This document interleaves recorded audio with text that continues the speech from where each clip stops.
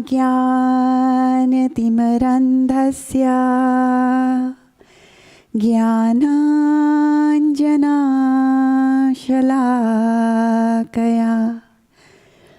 चक्षुरुन्मीलितं येन तस्मै श्रीगुरुवे नमः. So welcome to the Saturday morning Srimad Bhagavatam class, and we will start with the recitation of the translations from Sri Brahma Samhita, which are being projected on the screen in front of you. And we will all read it together. Krishna, who is known as Govinda, is the supreme Godhead. He has an eternal blissful spiritual body. He is the origin of all. He has no other origin, and he is the prime cause of all causes. The spiritual place of transcendental pastimes of Krishna is portrayed in the second verse. The super excellent station of Krishna, which is known as Gokula, has thousands of petals and a corolla like that of a lotus sprouted from a part of his infinitary aspect, the world of the leaves being the actual abode of Krishna. The world of that transcendental lotus is the realm wherein dwells Krishna. It's a hexagonal figure, the abode of the indwelling, predominated and predominating aspect of the Absolute. Like a diamond, the central supporting figure of self-luminous Krishna stands as the transcendental source of all potencies. The holy name, consisting of 18 transcendental letters, is manifested in a hexagonal figure with 6-fold divisions. The world of that eternal realm Gokula is the hexagonal abode of Krishna.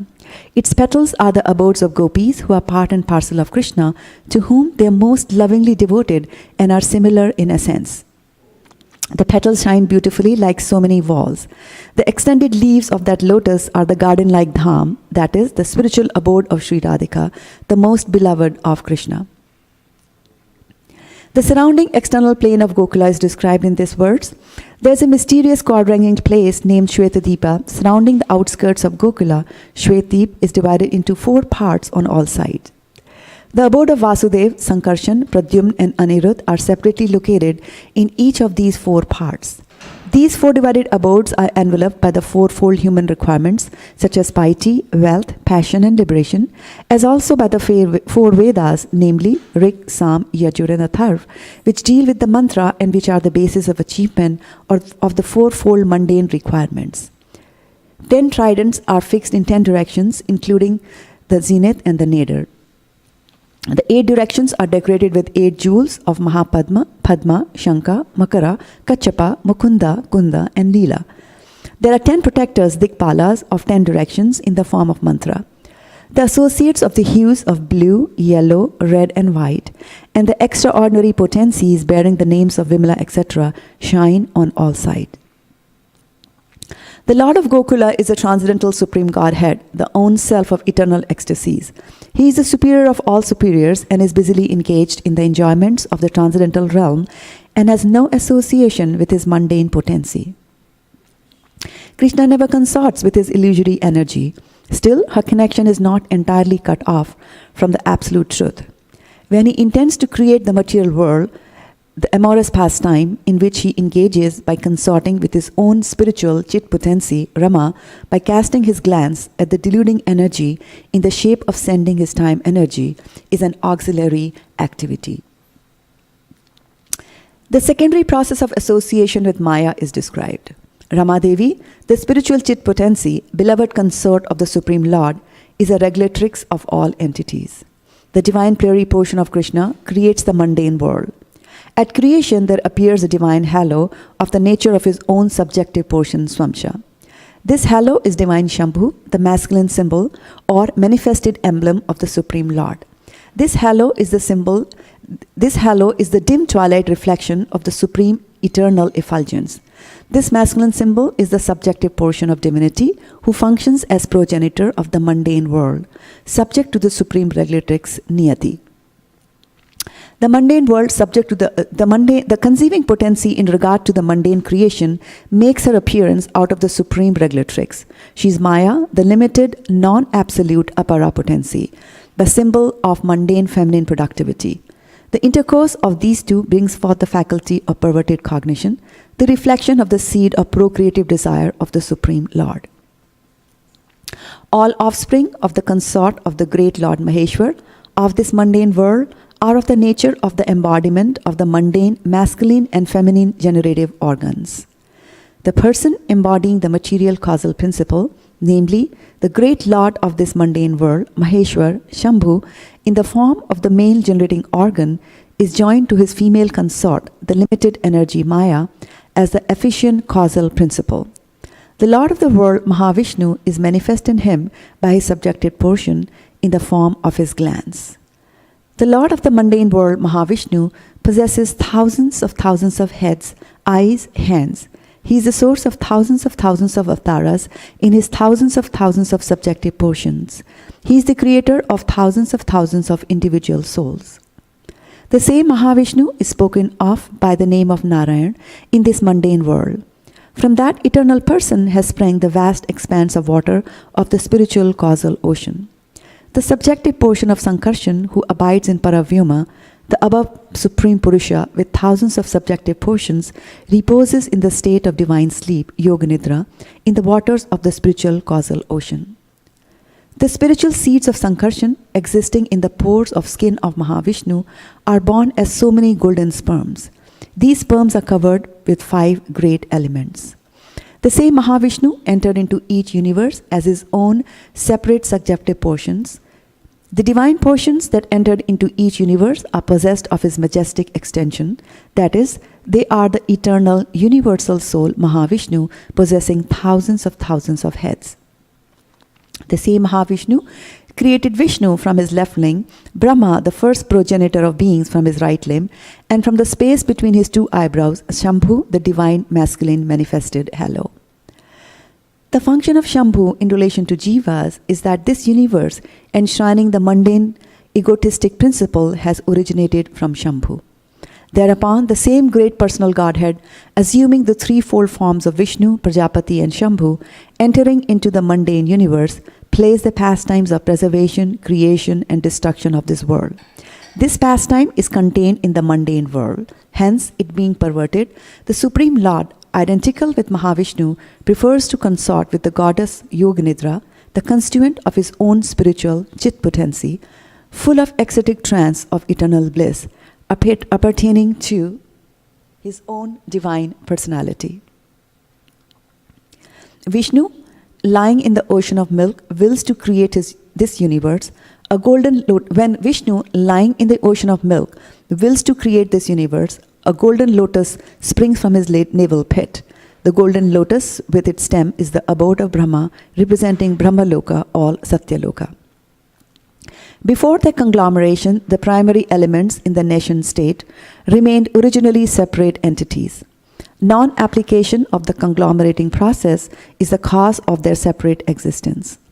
Divine Mahavishnu, primeval Godhead, through association with his own spiritual chit potency, moved Maya, and by the application of the conglomerating principle, created those different entities in their state of cooperation. And after that, he himself consorted with Yoga Nidra by way of his eternal alliance with his spiritual chit potency. By conglomerating all those separate entities, he manifested the innumerable mundane universes and himself entered into the innermost recess of every extended conglomerate, Virat Vigraha. At that time, those divas who had lain dormant during the cataclysm were awakened.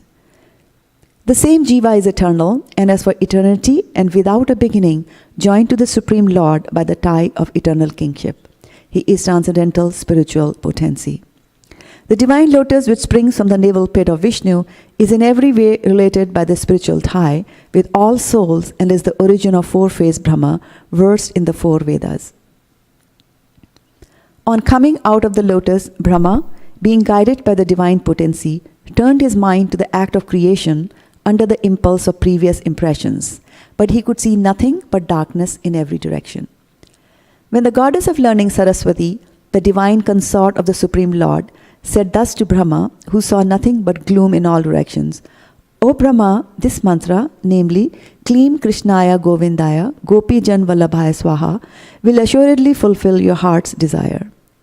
O Brahma, do thou practice spiritual association by means of this mantra, then all your desires will be fulfilled.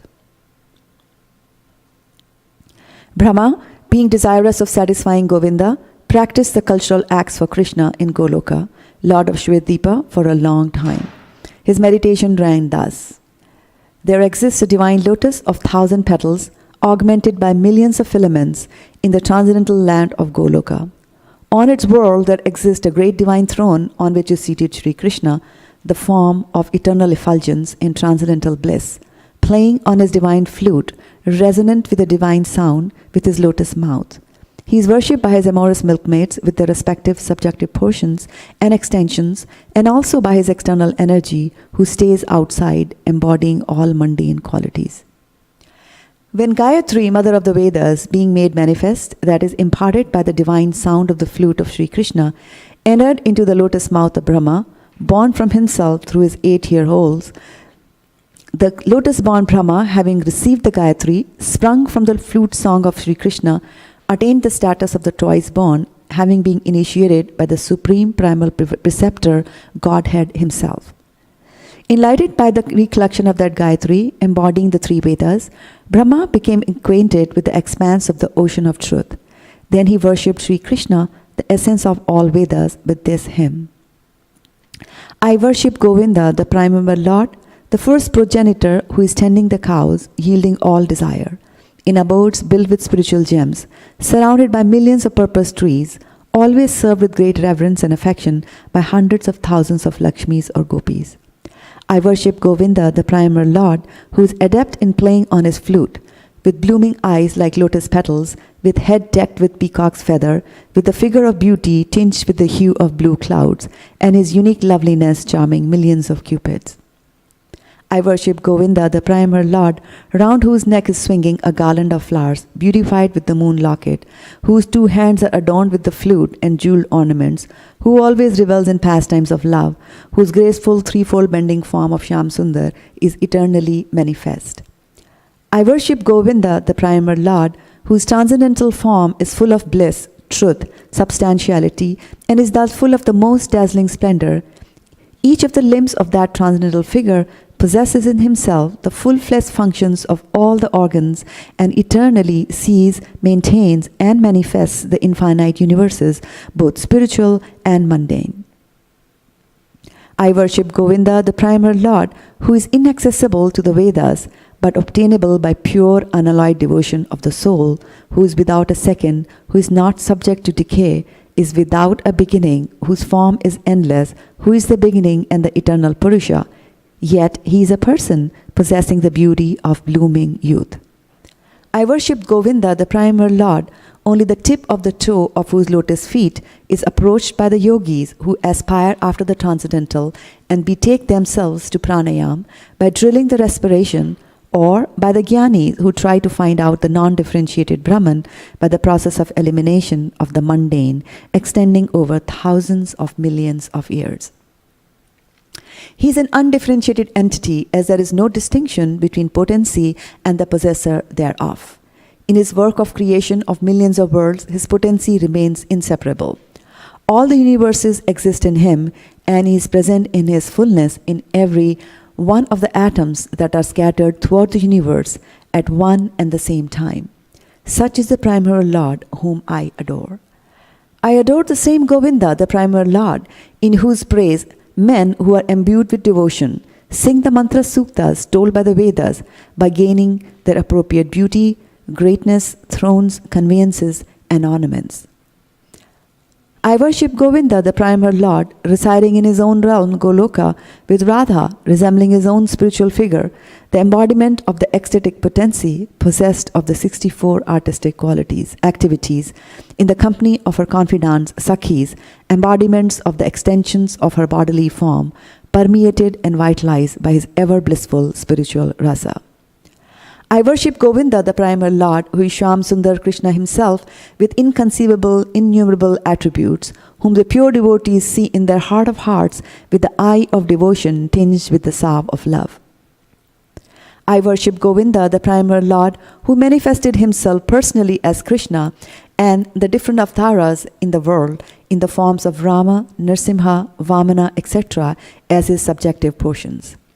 I worship Govinda, the primal Lord, whose effulgence is the source of the non-differentiated Brahman mentioned in the Upanishads, being differentiated from the infinity of glories of the mundane universe, appears as the indivisible, infinite, limitless truth. I worship Govinda, the primal Lord, who is the absolute substantive principle, being the ultimate entity in the form of support of all existence, whose external potency embodies the threefold mundane qualities, namely sattva, rajas, and tamas, and diffuses the Vedic knowledge regarding the mundane world. I worship Govinda, the primal Lord, whose glory ever triumphantly dominates the mundane world by the activity of his own pastimes, being reflected in the mind of recollecting souls as a transcendental entity of ever blissful cognitive rasa.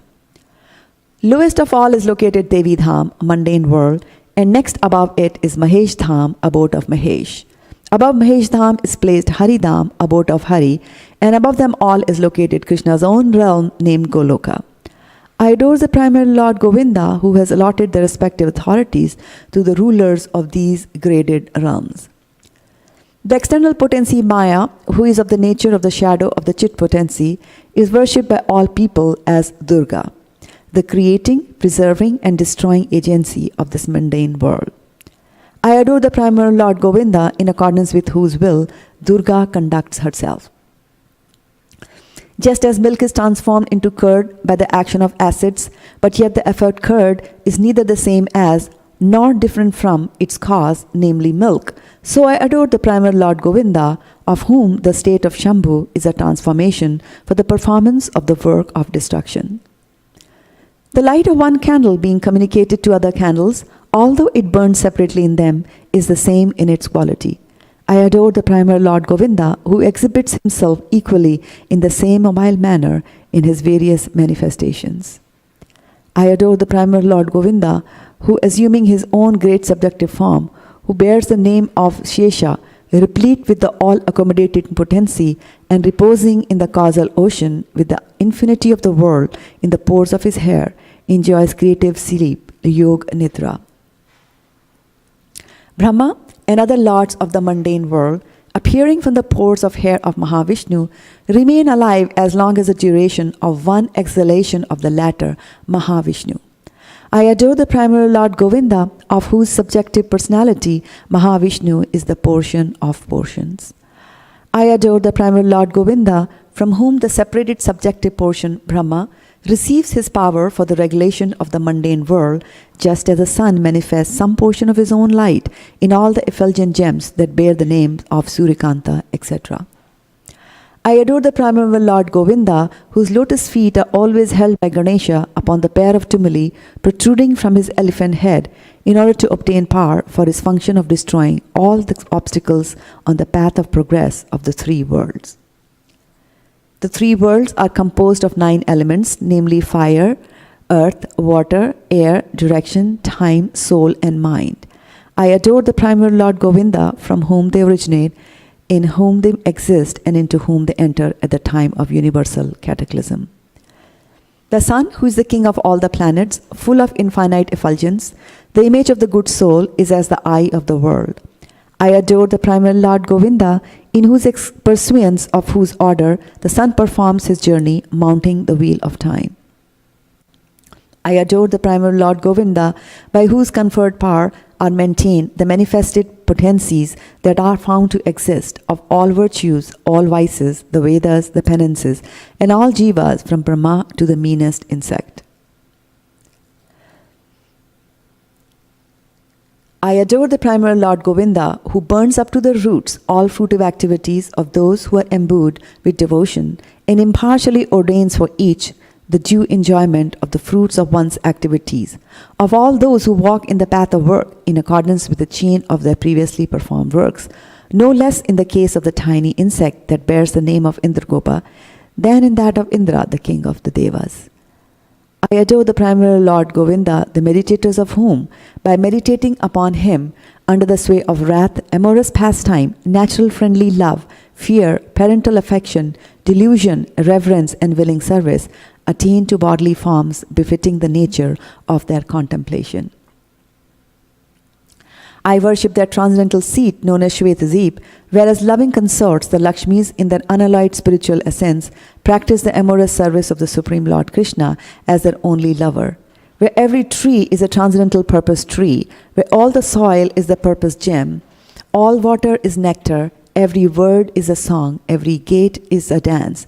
The flute is the favorite attendant, effulgence is full of transcendental bliss, and the supreme spiritual entities are all enjoyable and tasty, where numberless milk cows always emit transcendental oceans of milk, where there is eternal existence of the transcendental time, who is ever present and without past or future, and hence is not subject to the quality of passing away, even for the space of that half a moment.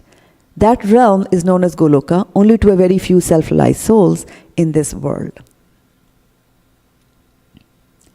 On hearing these hymns containing the essence of the truth, the Supreme Lord Krishna said to Brahma, Brahma, if you experience the inclination to create offspring by being endowed with real knowledge of the glory of Godhead, listen, my beloved, from me to this sign set forth in the following 5 shlokas.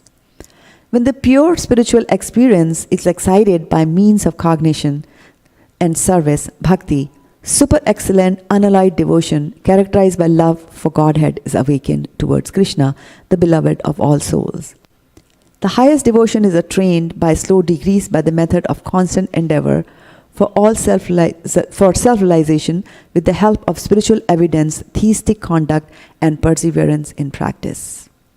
These preliminary practices of devotion, sadhana bhakti, are conducive to the realization of loving devotion. Loving devotion, than whom there is no superior well-being, who goes hand in hand with the attainment of the exclusive state of supreme bliss, and who can lead to myself. Abandoning all meritorious performances, serve we with faith. The realization will correspond to the nature of one's faith. The people of the world are ceaselessly in pursuance of one ideal. By meditating on me by means of those deeds, one will obtain devotion characterized by love in the shape of supreme service.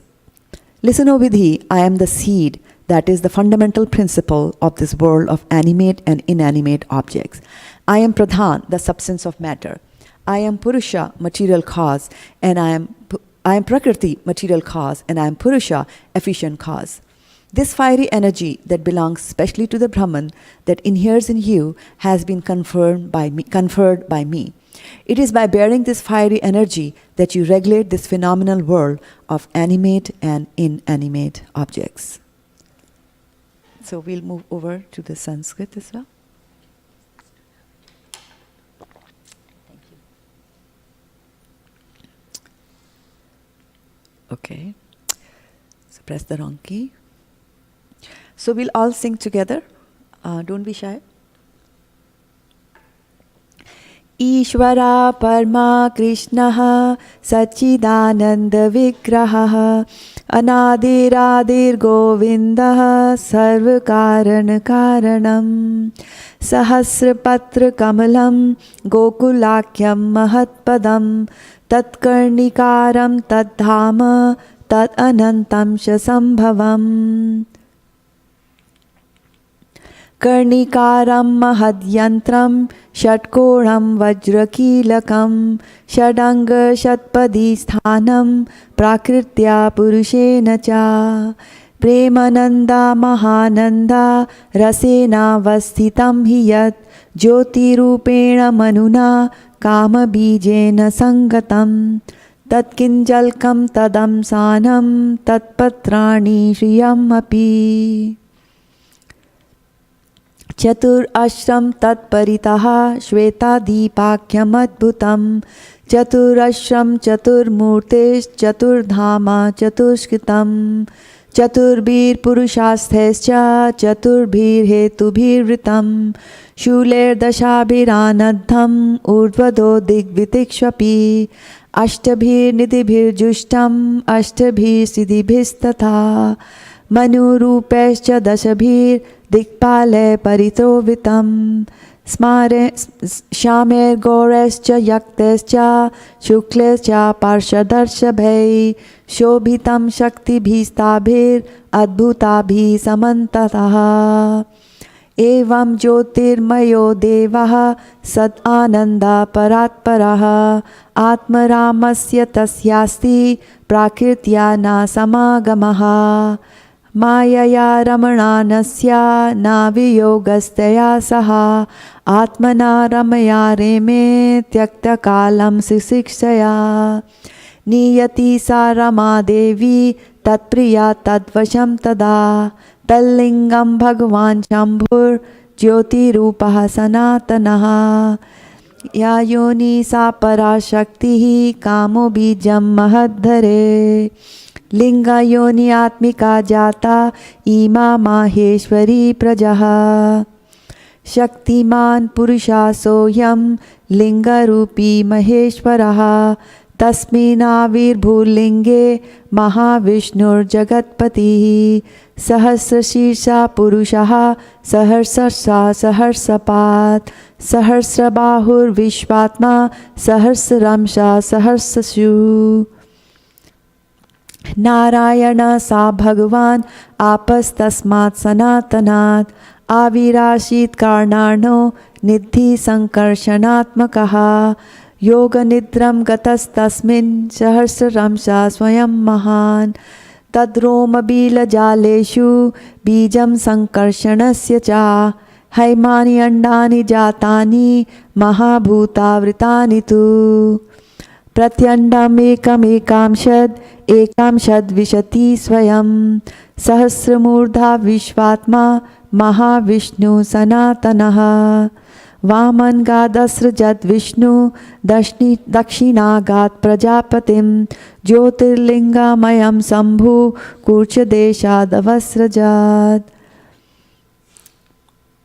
अहङ्कारात्मकं विश्वं तस्मात् एतन्व्यजायता अथा तैस्त्रिविधैर्वैशैर्लीलम् उद्वहता किल योगनिद्रा भगवान् तस्य श्रीरिव सङ्गता श्रीशिक्षायां ततो नाभेस्तस्य पद्मं विनिर्ययौ तन्नालं हेमनलिनं ब्रह्मणो लोकमद्भुतं तत्त्वानि पूर्वरूढानि कारणानि परस्परं समावाया प्रयोगाच्च विभिन्नानि पृथक् पृथक् चित्शक्त्या सज्जमानोऽथा भगवान् आदिपुरुषः योजयन्माययो देवो योगनिद्रामकल्पयात् योजयित्वा तु दानेव्या प्रविवेश स्वयं गुहां प्रविष्ट तस्मिंस्तु जीवात्मा प्रतिबुध्यते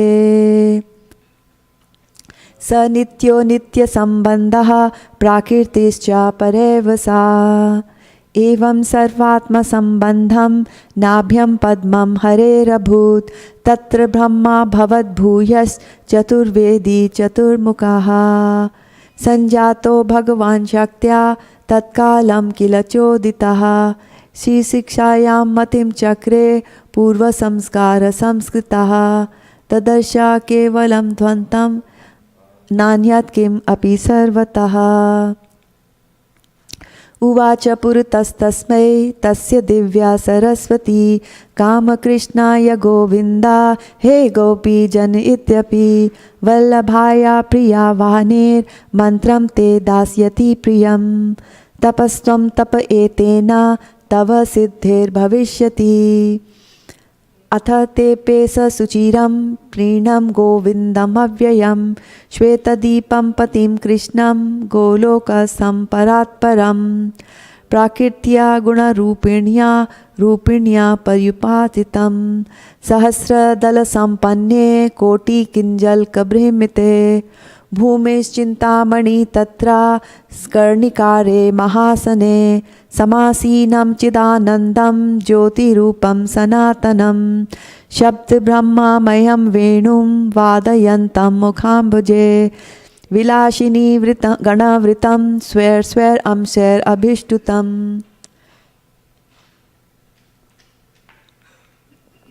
अथा वेणुनिनादस्य त्रयीमूर्तिमयी गतिः स्फुरन्ति प्रविवेशाशु मुखाब्जानि स्वयंभुवः गायत्रीं गायतस्तस्मात् अधिगत्य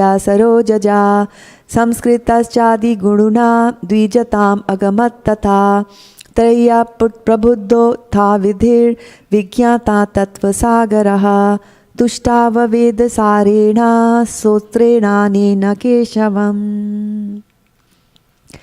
चिन्तामणि प्रकरसद्मशुकल्पवृक्षा लक्ष्यावृतेषु सुरभिरभिपालयन्तं लक्ष्मीसहस्रशतसम्भ्रमसेव्यमानं गोविन्दमादिपुरुषं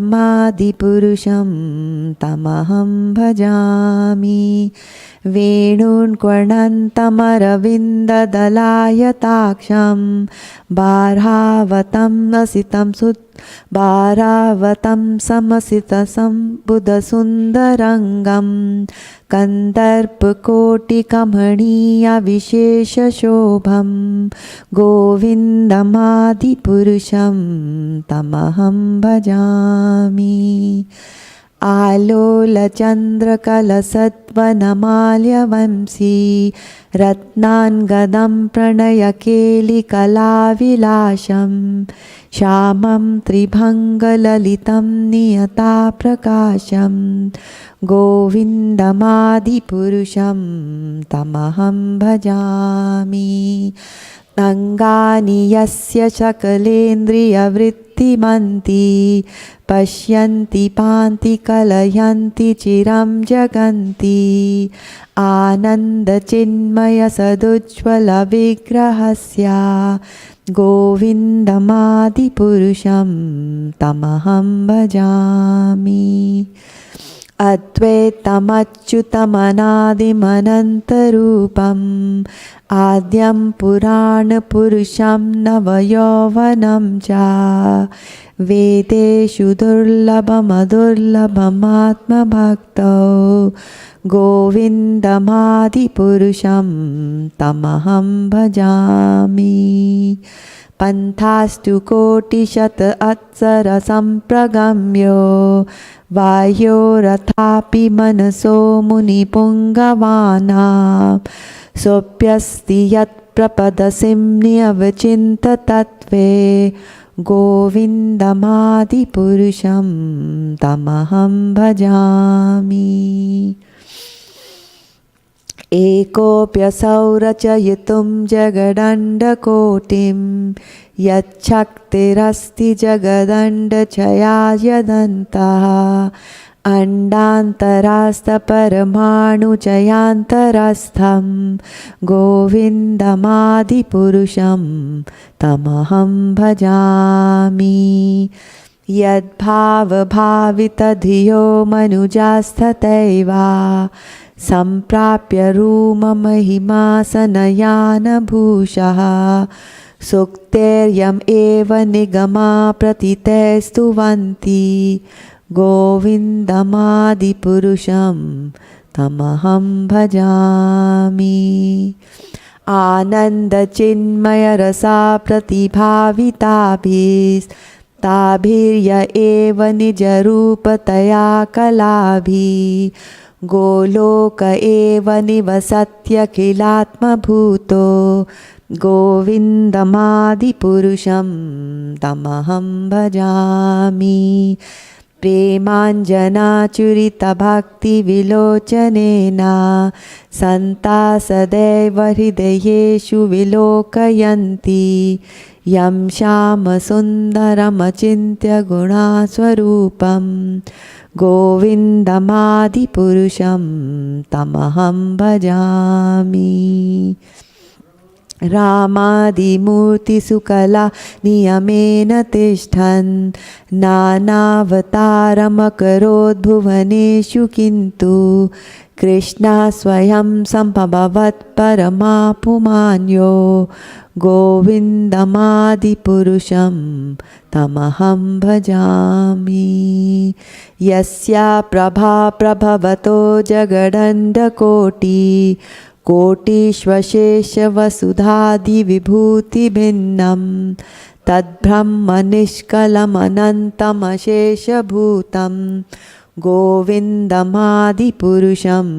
तमहं भजामि माया हि यस्य जगदण्डशतानि सूते त्रैगुण्य तद्विषय वेदवितायमाना सत्त्वावलम्बि परसत्त्वं विशुद्धसत्त्वं गोविन्दमादिपुरुषं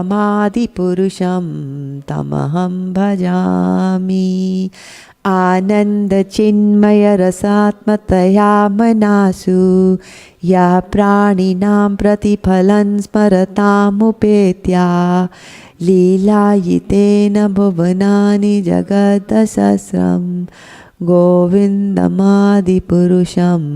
तमहं भजामि गोलोकनाम्नि निजधाम्नि तले सतस्या देवी महेश हरिधाम सुतेषु तेषु ते ते प्रभावनिचया विहिताश्च येन गोविन्दमादिपुरुषं तमहं भजामि सृष्टिस्थितिप्रलयसाधनशक्तिरेका यायेव यस्य भुवनानि बिभर्ति दुर्गा इच्छानुरूपमनमस्य सचेष्टते सा गोविन्दमादिपुरुषं तमहं भजामि क्षीरं यथा दधिविकारविशेषयोगात् सञ्जायते न हि तथा पृथगस्ति हेतुः यः शम्भुतामपि तथा समुपैति कार्यात् गोविन्दमादिपुरुषं तमहं भजामि दीपार्चिरे वहिदसान्तरमभ्युपेत्या लीलायते विविधहेतुसमानधर्मा यस्ताग्र एव हि च विष्णुतया विभाति गोविन्दमादिपुरुषं तमहं भजामि यः कारणर्वणजले भजति स्म योगा निद्रामनन्तजगदण्डसरोमकूपः आधारशक्तिमवलम्ब्य परां स्वमूर्तिं गोविन्दमादिपुरुषं तमहं भजामि यस्यैकनिश्वसितकालमथावलम्ब्य जीवन्ति लोमविलजा जगदण्डनाथः विष्णुर्महान् स इह यस्य कलाविशेषो गोविन्दमादिपुरुषं तमहं भजामि भास्वान् यथा स्म शकलेषु निजेषु तेजः स्वीयं कियत् प्रकटयत् अपि तद्वदत्र ब्रह्माय एष जगदण्डविधानकर्ता गोविन्दमादिपुरुषं तमहं भजामि यत्पादपल्लवयुगं विनिधाय कुम्भा द्वन्द्वे प्रणामसमये सगनाधिराजः विघ्नं विहन्तुमलमस्य जगत्प्रियस्य गोविन्दमादिपुरुषं तमहं भजामि अग्निर्मही गगनमम्बुमरुद्दिशुश्च दिशश्च कालास्तथात्ममनसीति जगत्त्रयाणि यस्माद्भवन्ति विभवन्ति विशन्ति यं च गोविन्दमादिपुरुषं तमहं भजामि यच्चक्षुरेकसविता सकलाग्रहाणां राजा समस्तसुरमूर्तिरशेषतेजा यस् आज्ञया भ्रमति सम्भ्रतकालचक्रो गोविन्दमादिपुरुषं तमहं भजामि धर्मोऽथ पापनिचयाशु तुतस्तपांसि ब्रह्मादिकीटपटगावधयश्च जीवः यद्दत्तमात्रविभवा प्रकटा प्रभावा गोविन्दमादिपुरुषं तमहं भजामि यस्त्र इन्द्रगोपमथवेन्द्रमहो सकर्मा बन्धानुरूपफलभाजनमातनोति कर्माणि निर्दहति किन्तु च भक्तिभाजं गोविन्दमादिपुरुषं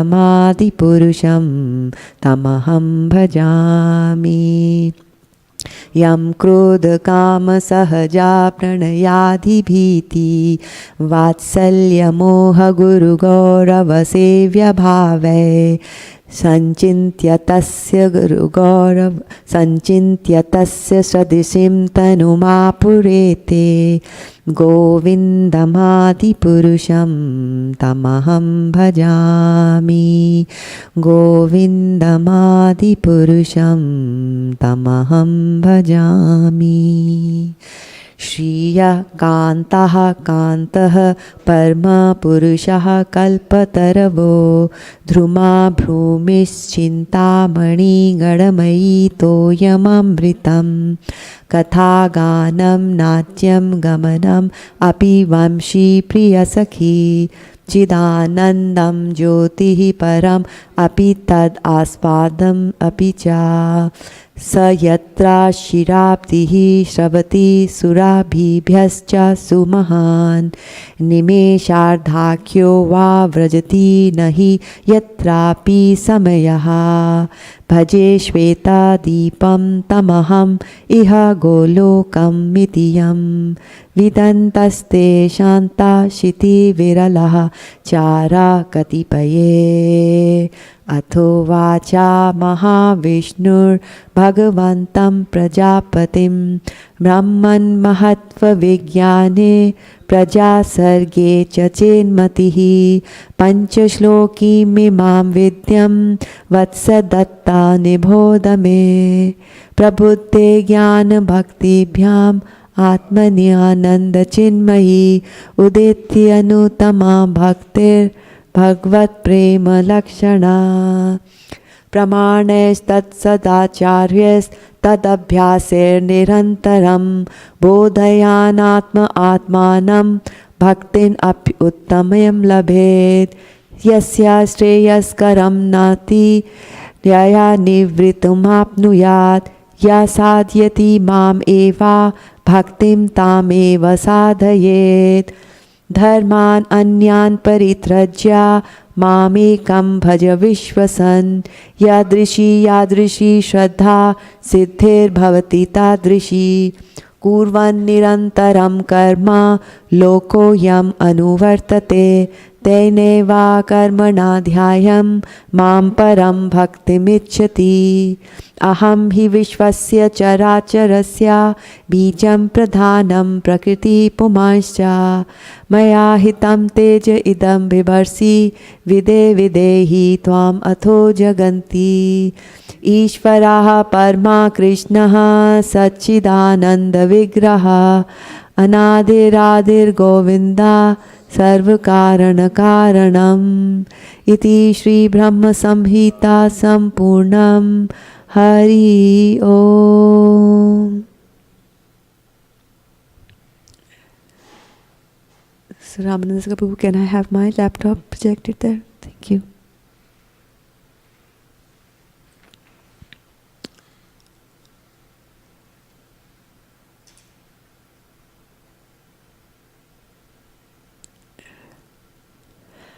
So welcome to the Saturday morning Srimad Bhagavatam class, and we'll start with the Mangalachan prayer, so we can all sing along with me together. Om Ajnanatimurandhasya Jnananjana Shalakaya Chakshurunmilitam Yena Tasmai Shri Guruve Namaha.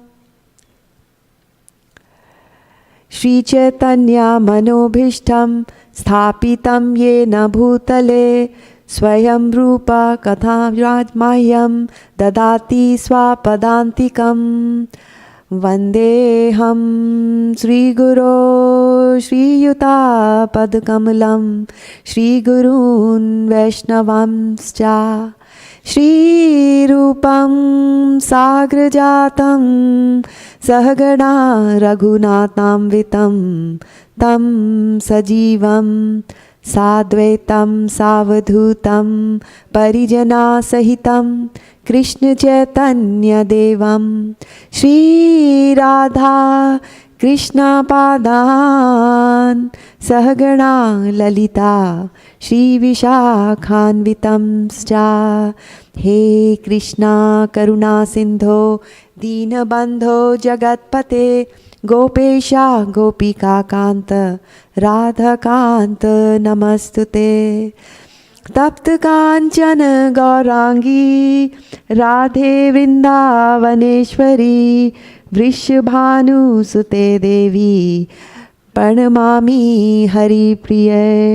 वाञ्छकल्पतरुभ्यश्च कृपा सिन्धुभ्य एव च पतितानां पावनेभ्यो वैष्णवेभ्यो नमो नमः.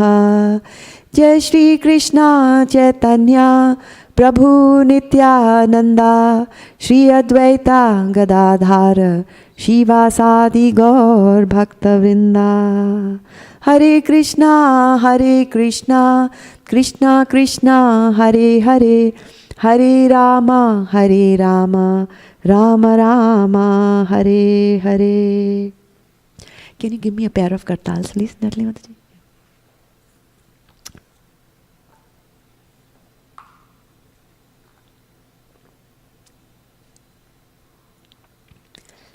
Hare Krishna Krishna Krishna Hare Hare, Hare Rama Rama Rama Hare Hare.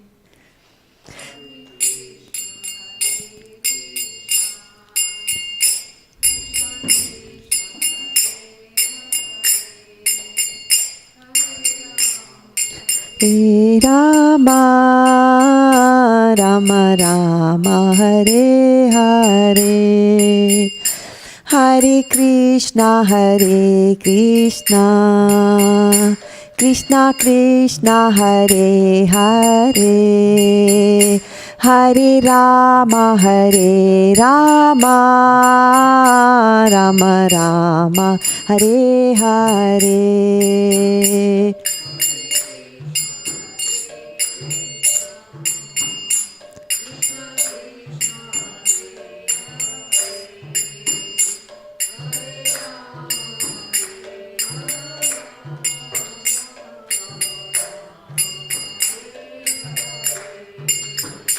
Hare Krishna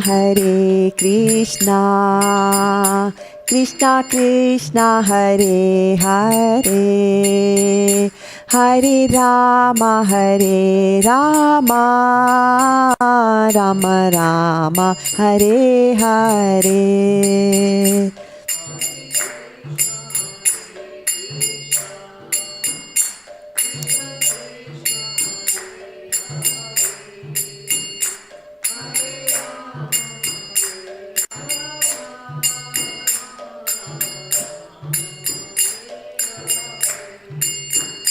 Hare Krishna Krishna Krishna Hare Hare, Hare Rama Rama Rama Hare Hare.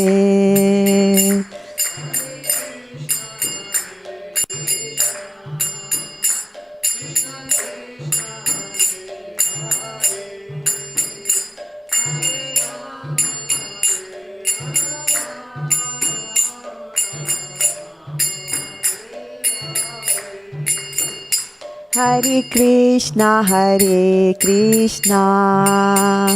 Krishna Krishna Hare Hare, Hare Rama Rama Rama Hare Hare.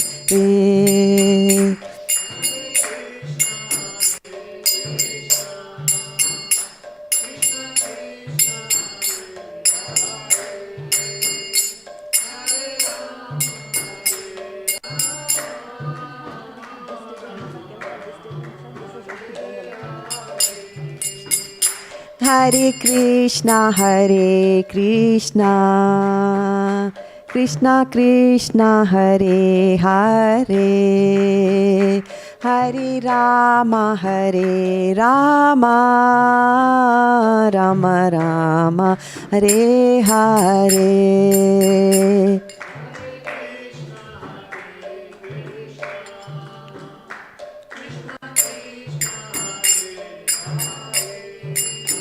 Thank you.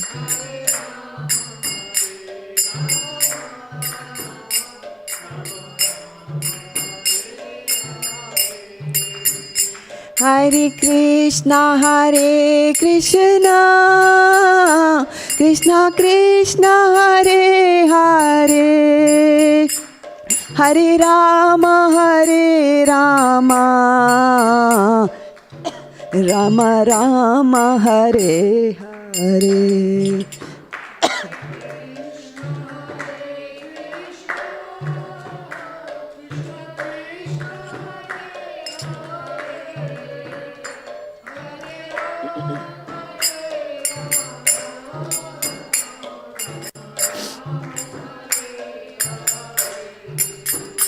Hare Krishna, Krishna Krishna, Hare Hare, Hare Rama, Rama Rama, Hare Hare.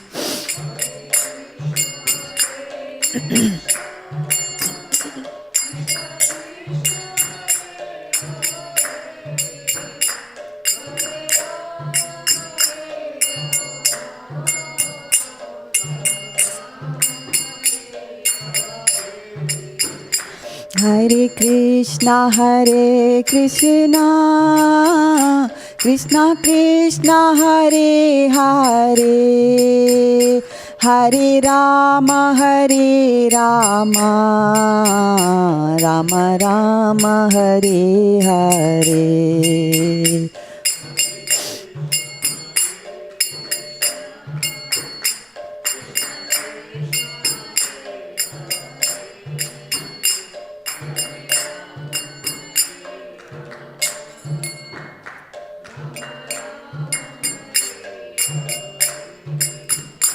Hare Krishna, Krishna Krishna, Hare Hare, Hare Rama, Rama Rama, Hare Hare.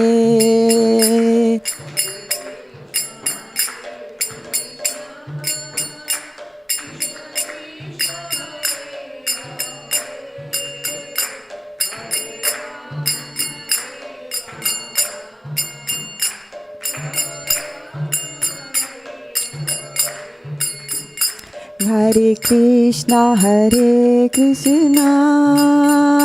Krishna Krishna, Hare Hare, Hare Rama, Rama Rama, Hare Hare.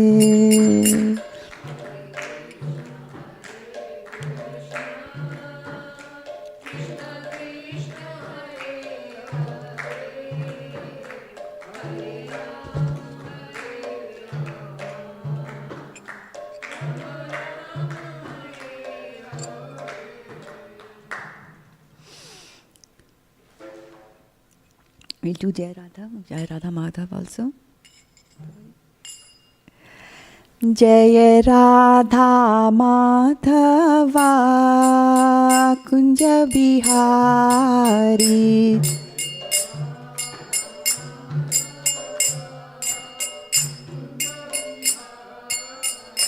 Jai Radha Madhava Kunja Bihari,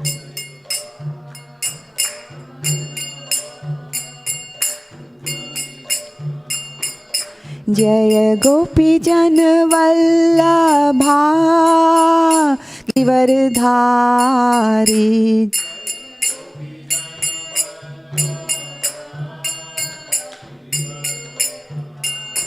Yashoda Nandana Vrajajana Ranjana,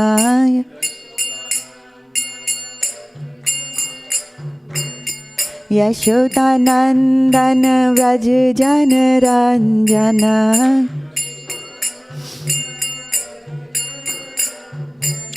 यमुनातीरावनचारी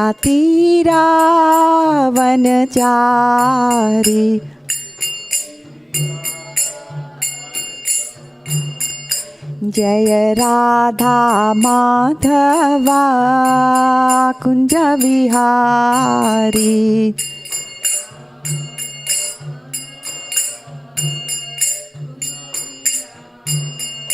जय राधा माधवा कुंज विहारी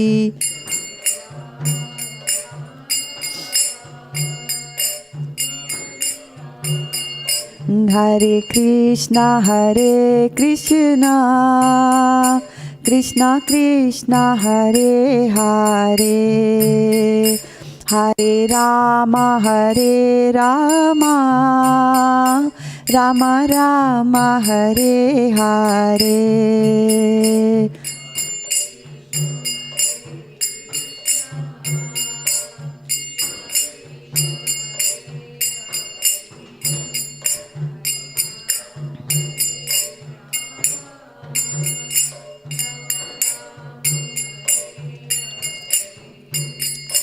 हरे Krishna Krishna Krishna Hare Hare Hare Ram Ram Ram Hare Hare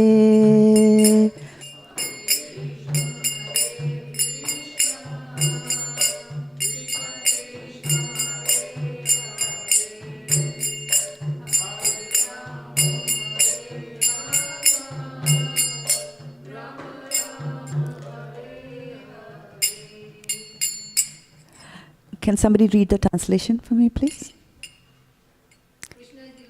Use a microphone, Mataji. We are broadcasting on the internet. Krishna is the lover of Radha. He displays many amorous pastimes in the groups of the Vrindavan. He is the lover of the coward maidens of Braja, the holders of the great hill named Govardhana, the beloved son of the mother Yashoda, and the delighter of the inhabitant of Braja, and he wanders in the forest along the banks of the river Yamuna. Thank you so much. So welcome once again to the Srimad Bhagavatam class on this Saturday morning. Those of you who are in the classroom as well as those who are watching us online. Let's give a big Hari Bol to those who are watching us online. Hari Bol. So I'm going to use a PowerPoint presentation, and I have taken freely from the Bhaktivedanta Book Trust books here, and by their permission. So, what are we doing here on this Saturday morning? What brings you here? I'd like to know from you, hear from you. It's Saturday. People are doing several other things on a Saturday morning. What brings you here to this class? Srimad Bhagavatam. You're smiling, Natalie. You have something to tell us?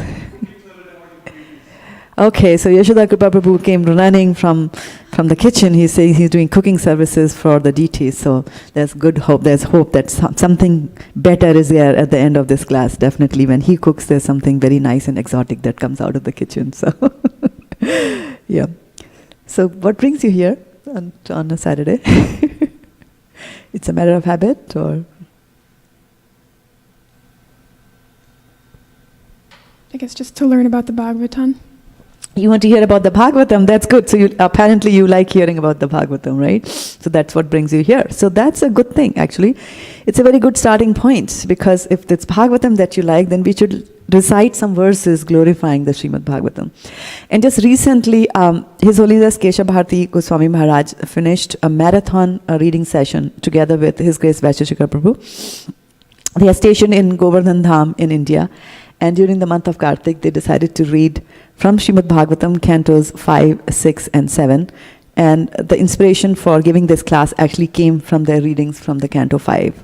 And I noticed that during those 5-hour reading sessions every day that they did, which was, attended by lots of people, and then the recordings were heard by hundreds later on. This was towards propagating reading of Srila Prabhupada books and reading them throughout the years, and everybody in every walks of life should make it a habit to read Srila Prabhupada's books, or at least hear them. So we have got apps, BSH page by page app that will allow you to record and plan how many pages you want to read, how a day, so that you can complete a particular book in a given amount of time. So we also have set up a reading forum, Read to Lead Tapatap forum, and you can talk to me later after the class if you're interested in joining the forum, from where you'll get to know about all the reading sessions on Srimad Bhagavatam that are happening throughout the world, so that you can join anyone at your convenience. And also share your thoughts on whatever you hear on the Srimad Bhagavatam, because it's such a potent Purana that anybody who hears it will be affected by it and will love to share something on that from their side. So we're going to recite 5 verses. It's a book, Srimad Bhagavatam, Bhagavad Mahima Shrotram from Krishna Leela Stav. So there are lots of verses on that, but we picked up choice 5, which actually offer obeisances to the Srimad Bhagavatam itself. So written by Srila Sanatan Goswami. And we're going to do the Sanskrit and then the English like that. So Sanskrit we can all do together, and for the translation, again, I'm looking for participation from the class. We can each go and recite one of the translations, okay? So together, and let's go loud, because we are glorifying the Srimad Bhagavatam, so we should give it all our might. And I'll do a call and response for this one. Sarva Shastrabdi Piyusha. Louder. Sarva Vedeka Satphala. Sarva Siddhanta Ratnadhya. Sarva Loke Kadrik Prada. Govind Prabhu, you want to read? Just pass him the microphone. O nectar from the ocean of all scriptures, singular fruit of all the Vedas, rich mine of the precious gems of all conclusive truths, you are the only giver of sight to all the worlds. All the worlds. So when you said that you have come here to listen to the Srimad Bhagavatam class in Natalie Mataji, this is what you get. You get a nectar from the ocean of all the scriptures. You get a fruit of all the Vedas in one single Purana. It's a mine of precious gems of all the conclusive truths. So all the truths are in there. And it will give you the sight to all the worlds, the material as well as the spiritual world. Sarva Bhagavata Prana Srimad Bhagavata Prabho Kalidhant Udoditaditya Shri Krishna Parivartita. I'll do the last line again, I think I mispronounced it. Kalidhant Udit Aditya Shri Krishna Parivartita. So Mataji, if you can do the translation. O life, heir of all Supreme Lord's devotees, O Master, Srimad Bhagavatam, you are the sun risen in the darkness of Kali. You are the exact image of Shri Krishna. Shri Krishna.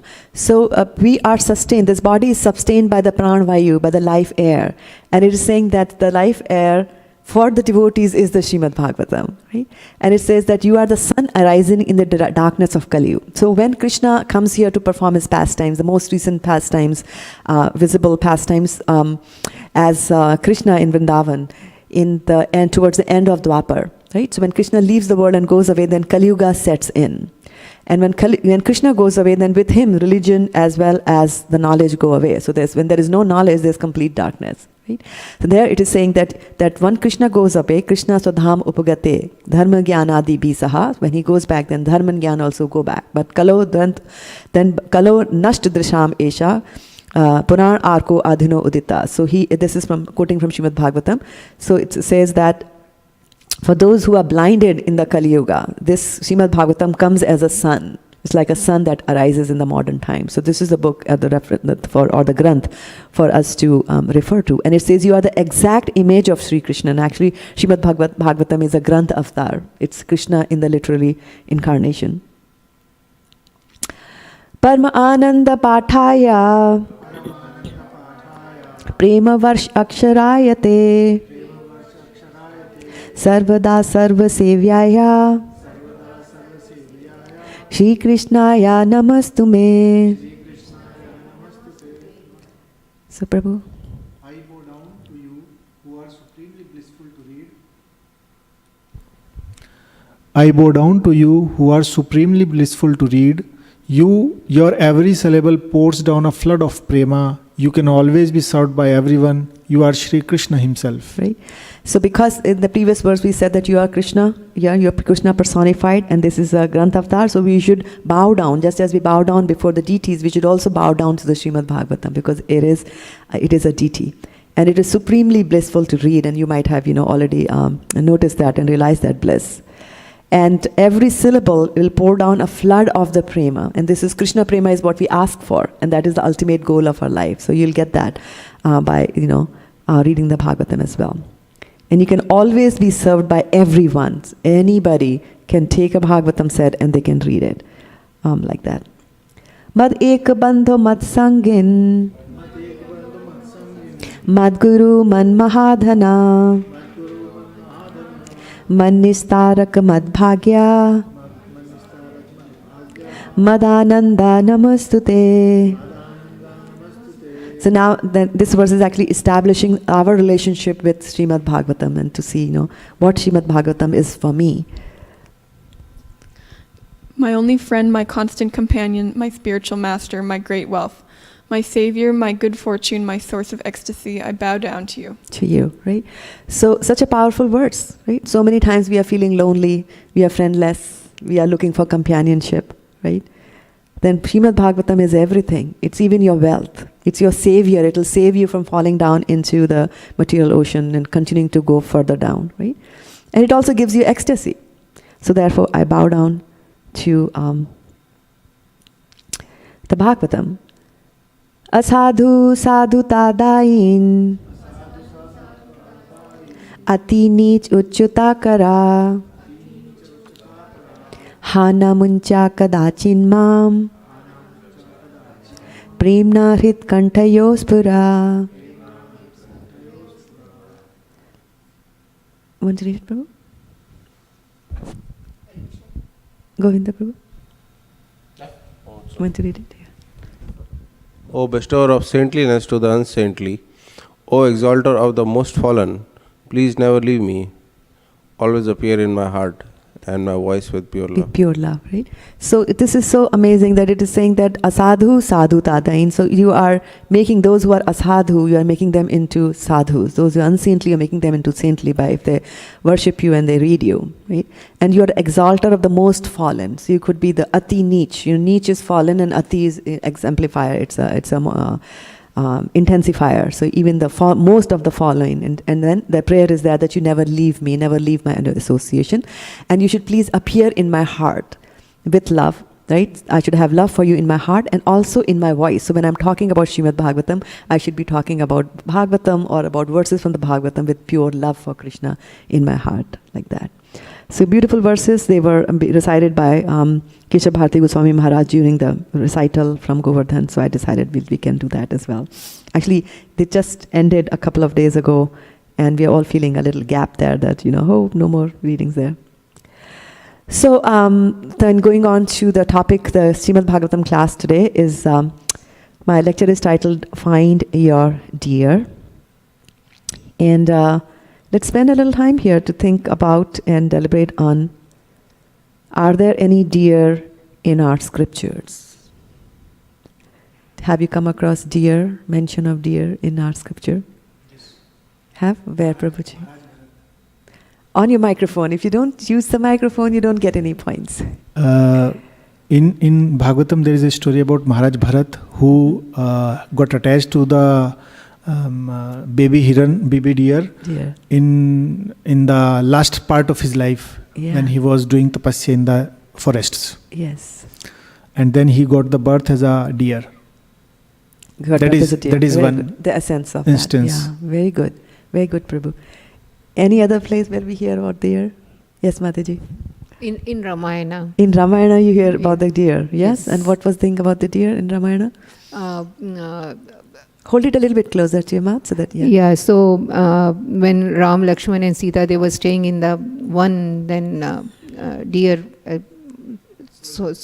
golden deer it came. Came. And then Ram went to chastise him. So Went to capture the yes, very good. Yeah, so there are at least two mentions that of the Hiran. Of course, there are mention of deer everywhere. They are defining and describing Radha that she is doe-eyed. She has eyes like a deer, and beauty is always described. The eyes, beautiful eyes, are described by eyes of a deer, and so on and so forth, right?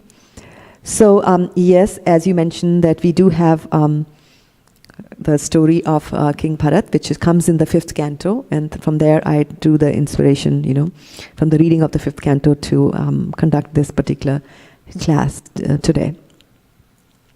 So we come to know about King Bharat in the 1st canto, in the 5th canto. So King Bharat was a very pious king. He was a very good king. He was a Raj Rishi, which basically means that a king who is saintly as well. And that is what a king should be. He should just not be a ruler. He should also rule the kingdom to make sure that all the citizens, which would include, so who are the citizens of a kingdom? On the microphone. All the living entities. All the living entities. For example? Like trees, animals, and of course humans. Of course, human beings. Yes, very good. So a king has to take care of all of them, right? So King Bharat was a wonderful king. He was much loved by his citizens, and at the right time in his life, he gave up all that, went into Vanaprastha ashram, and he decided to go back to Godhead and pursue devotional service with much rigor.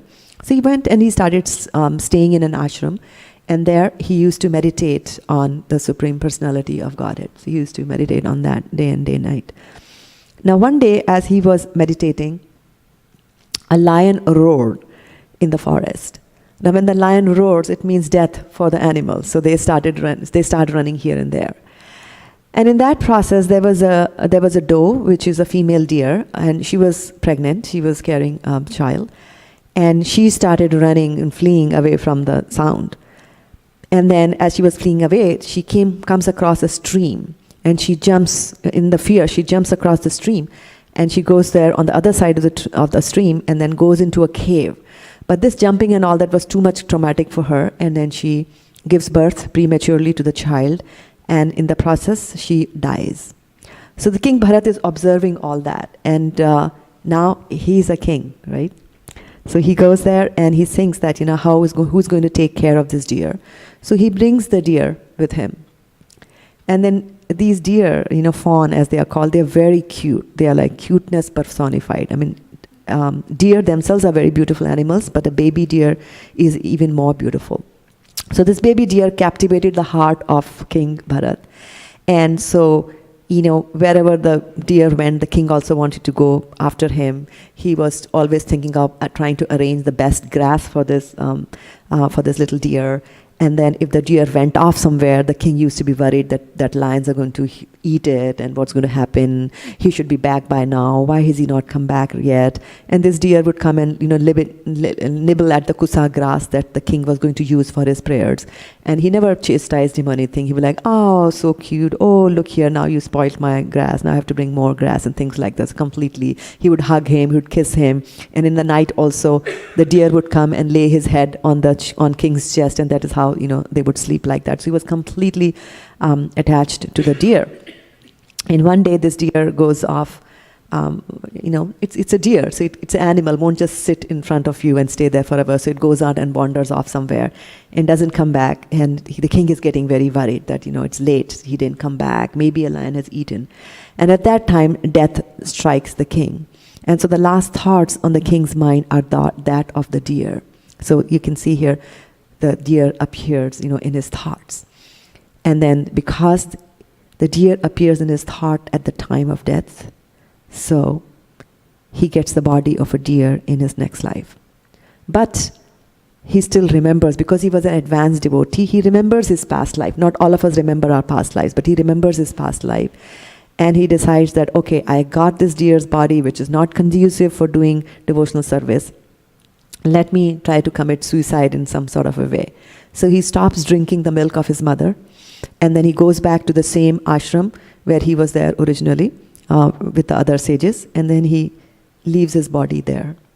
And in the next body, he gets born as in the family of a Brahmana. But he decides that, so much of, controlling and trying to do things like the King Bharat was doing. And he says, I'll just pretend that I'm a stupid fool. I'll just will keep quiet and others can think whatever they want to think of me. And so he is called as Jad Bharat. Jad means, not very intelligent. So he's given the name Jad Bharat. And his father tries to teach him good things, like, if you go outside to do your everyday morning duties, then you should come back and you should wash your hands after that. But Jad Bharat does just the opposite. He goes out, he washes his hands and then goes out to do his daily duties like that. So everybody thinks that he's a very stupid person.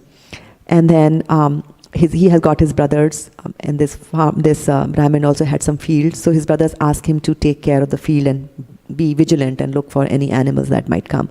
So he's sitting, outside the village and out near the fields, and he's just sitting like a, not interested, moron kind of a person. And he's sitting there, and then at that time there are some dacoits. They come there, and the head of the dacoit wanted a son. And they were worshippers of Kali, and in order to get a son, he wanted to do a sacrifice of a human being who was almost like an animal. So the Jad Bharat qualifies and fits the bill completely and perfectly. And so they, drag him there. And they're preparing to kill him, and he doesn't protest, because he's completely dependent on God. So, Rakhe Krishna mare Krishna rakhe ke. So if God is protecting me, nobody can kill me. And if God wants me to be killed, then nobody can protect me. So he's in that surrendered state.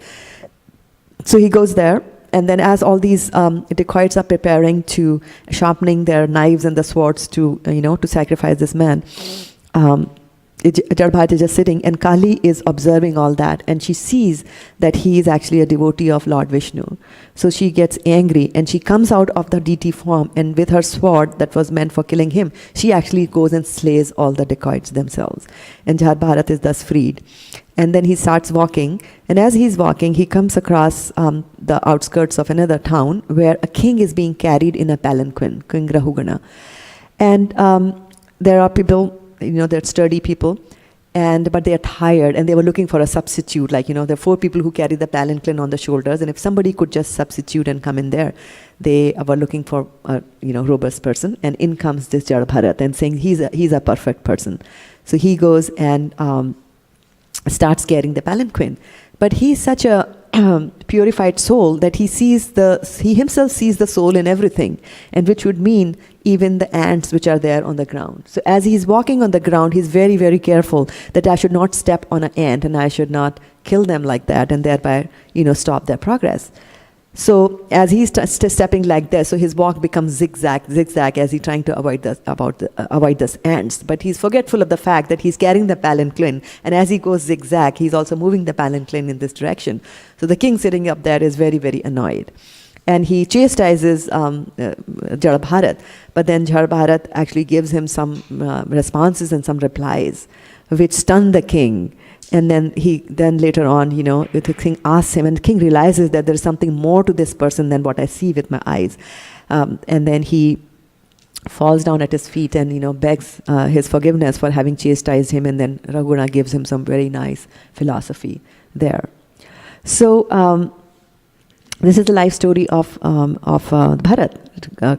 3 life stories of Bharat, actually, across 3 life stories there. So there was a deer, right? And he was... and we saw what happened.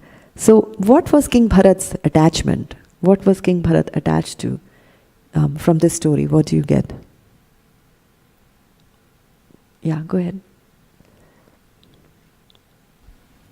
I think he was attached not just to the deer, but to the position of always... Hold it closer.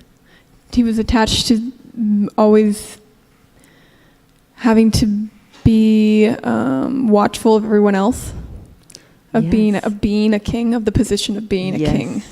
Yes, very, very good. Yeah, right? So he had been a king his whole life. So even though he had said that he had renounced it, but he had not completely renounced. That little attachment was still there to the fact that I am the king and I take care of my citizens, and if anything else is happening somewhere, then I am the doer. and I do things, right? So ahankara vimuratma kartaham iti manyate. So he was thinking that if he does not take care of the deer, then the deer will die. He had sidetracked and set aside Krishna, not thinking, not realizing that, everybody is taken care by the Supreme Personality of Godhead. And if the deer was supposed to live, then the deer would have been taken care of by Krishna. And if he's supposed to die, then he will die. So he was very much attached to that, right? We see instances of attachment in other parts and other scriptures as well, right? For example, before we go that, about this, Krishna says that to Arjuna as part of the Bhagavad Gita, that yam yam vapi smaran bhavam tajyate ante kalevaram tam tam evati kaunteya sada tad bhavita. So our Bharat, Maharaj, King Bharat, at the time of his death, he was not thinking of Krishna, although he made that big step of leaving his kingdom, leaving his beautiful wife, leaving his sons aside, everybody, he did that.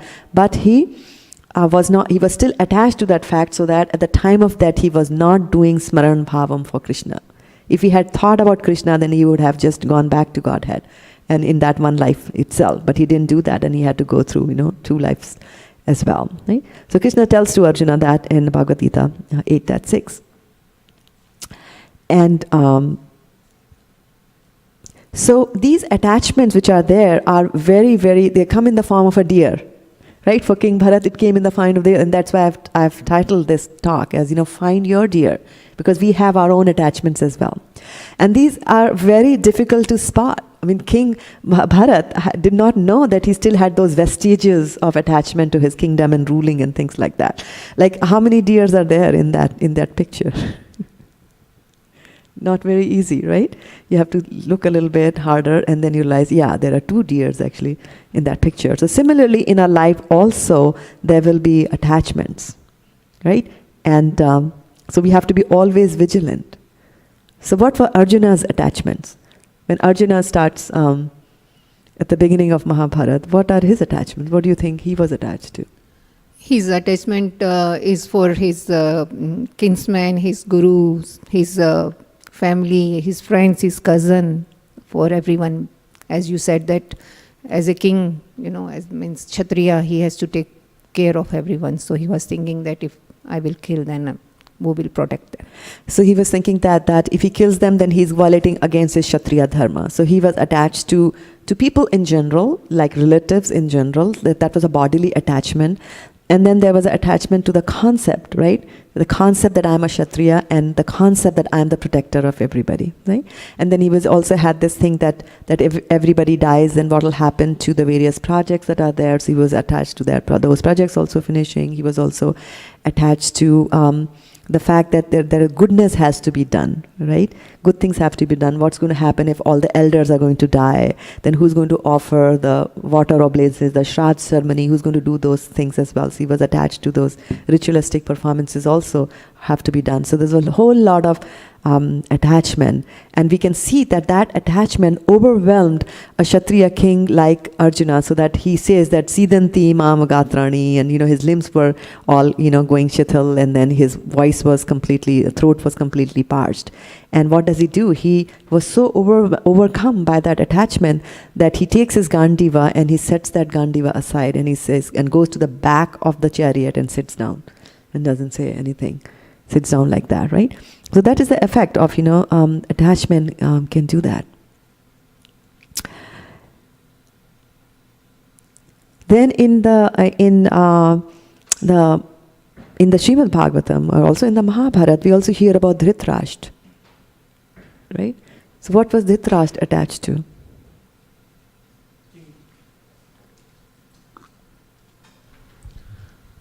Dhritarashtra was attached to the kingdom. He wants to become the king.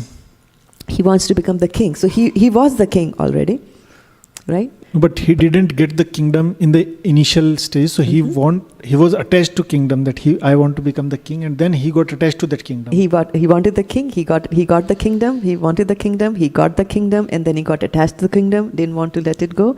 And Natalie wanted to add something. Okay. Thank you. Could we also say that he was attached to the feeling of envy? Oh, yes, very good. Yes, he was very well said. Yes. He was always envious and he was attached to it, yes. That anartha was there and he was attached to his anarthas. How can we say that he was attached to enviousness? Because enviousness is something that is inside him without his feeling that I am envious to anybody. Yes, that is what I'm saying. It is hidden. Exactly, like the two deer. The two deer in the previous slide that I showed, right? That it is there and you don't know.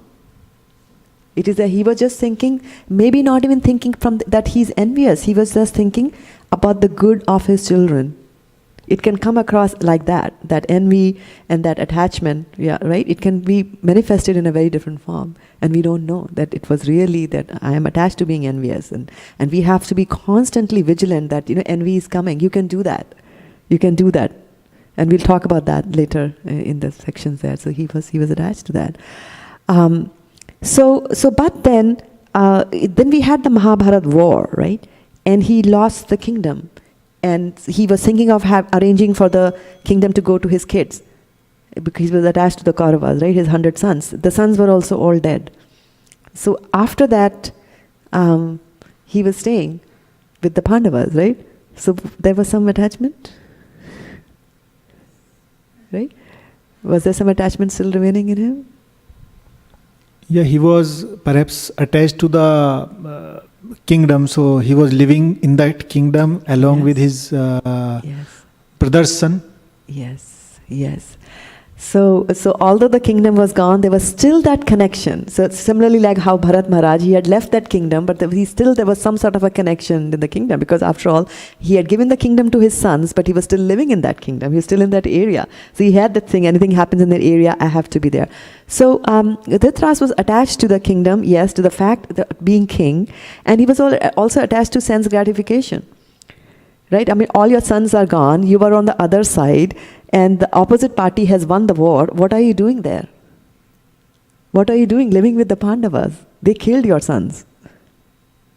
But the attachment to sense gratification, or still being called, some relative of the king, the ruling king, he still had that attachment, right? And to eating good food, wearing good clothes, having servants, he was attached to all of that. He was old. He was very old, right? But still, he was attached to all those things there. Then from the Ramayana, Mataji, you had quoted that we had a deer in the Ramayana.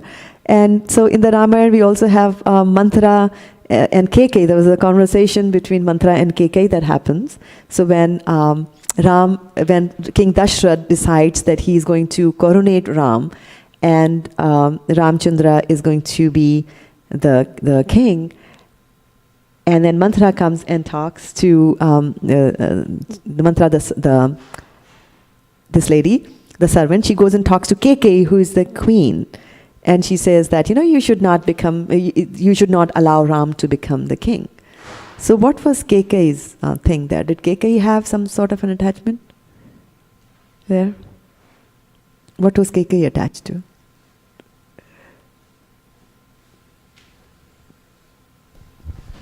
Kekai was attached to Manthara. She wanted her to be the primary queen in the kingdom, should be called the Rajmata.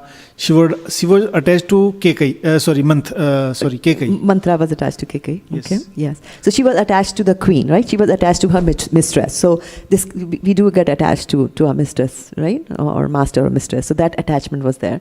Was there any other attachment that Kekai had? Yeah, Natalie.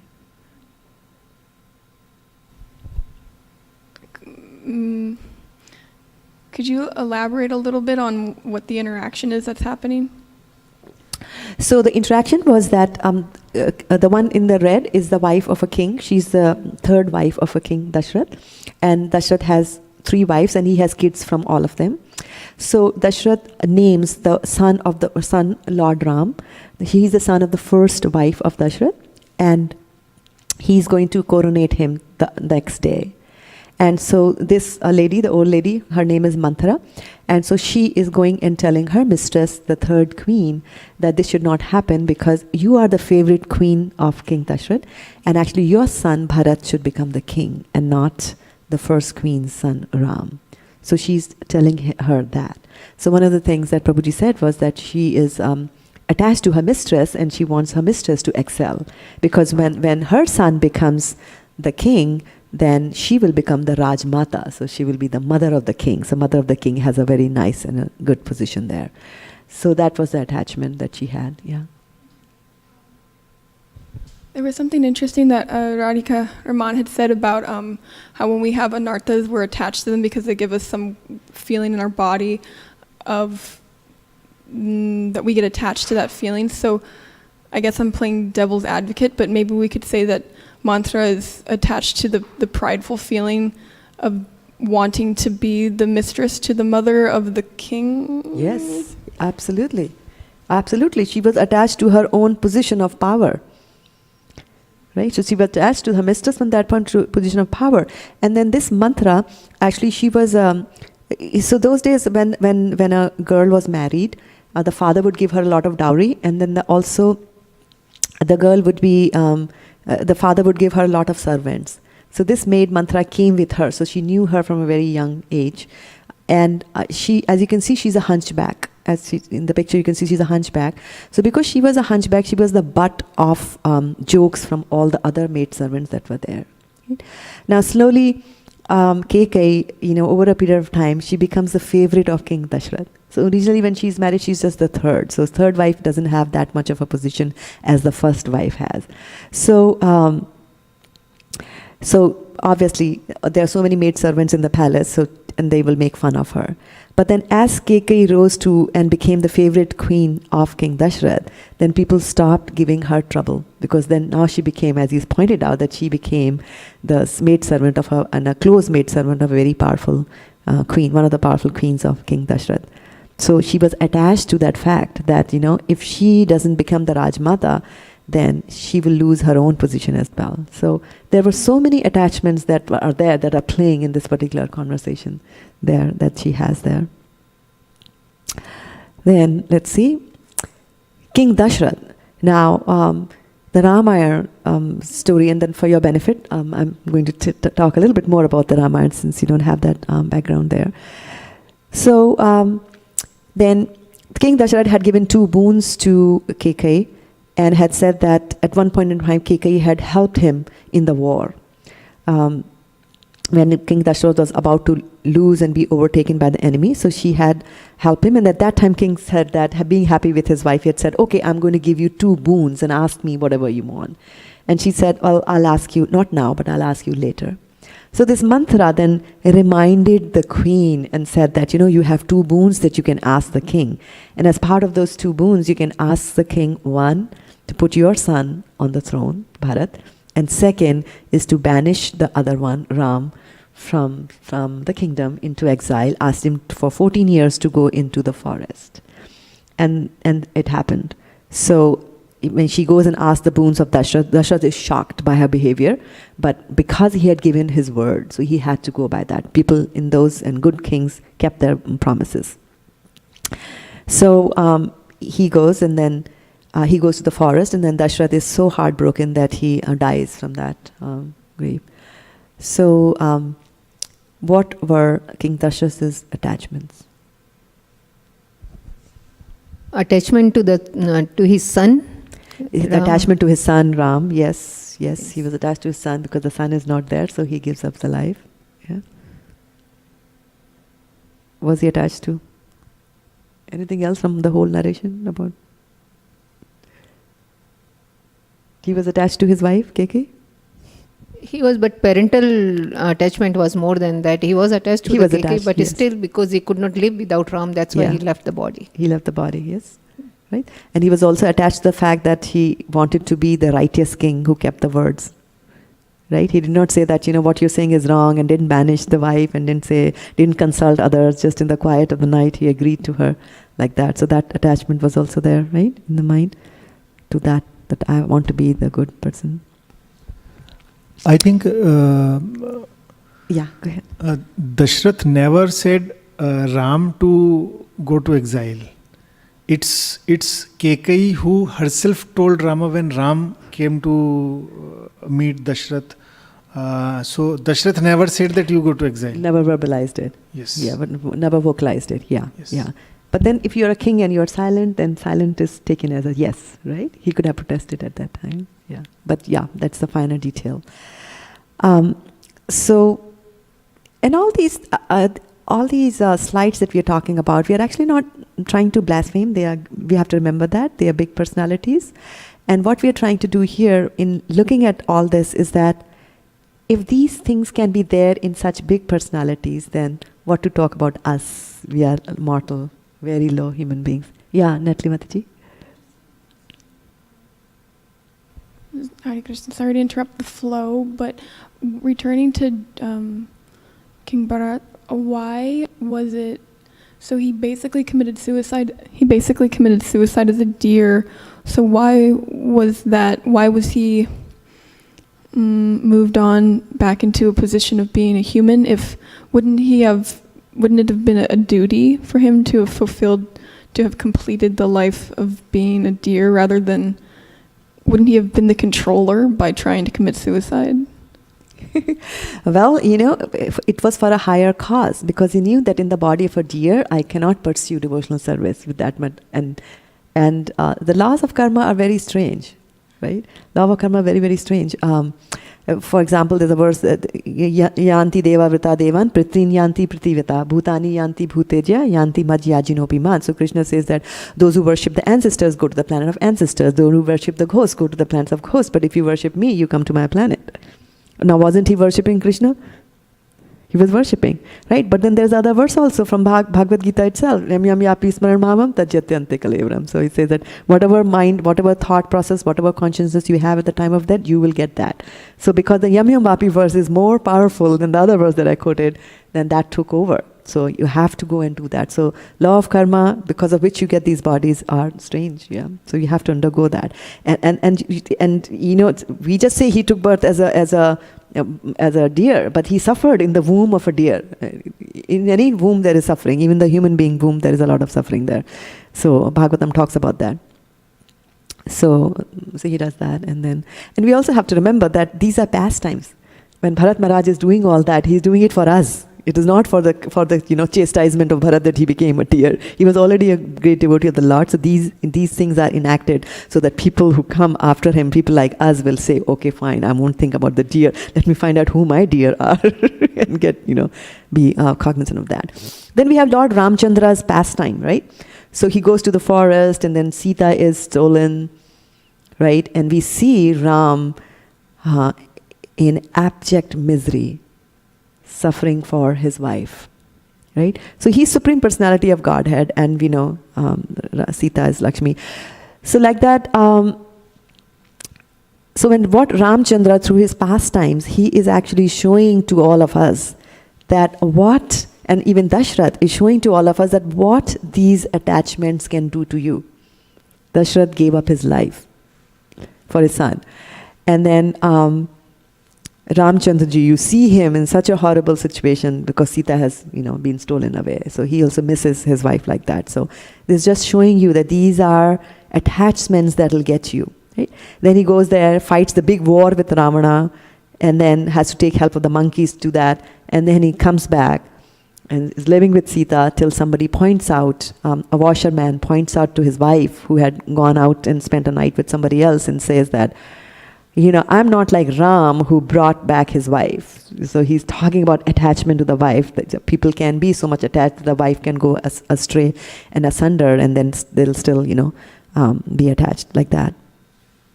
So Lord Ramchandra's pastimes and Ramayana are also pointing to us about, the attachments that a person can have. So then we are going to also talk about, since it's a Bhagavatam class, so not Ramayana class. So I'll also pick up some deer in the lives of Dhruv Maharaj and his descendants. So for Dhruv Maharaj, again, like I said, the deer are very difficult to spot. You might not even know that they exist. You might not even know that the attachment is so strong over there. So the story of Dhruv Maharaj is that there was a king, Uttanpad, and he had two wives, Suniti and Suruchi. Suniti was the first wife, and Dhruv was born from her, and Suruchi was the second wife, and her son was Uttam.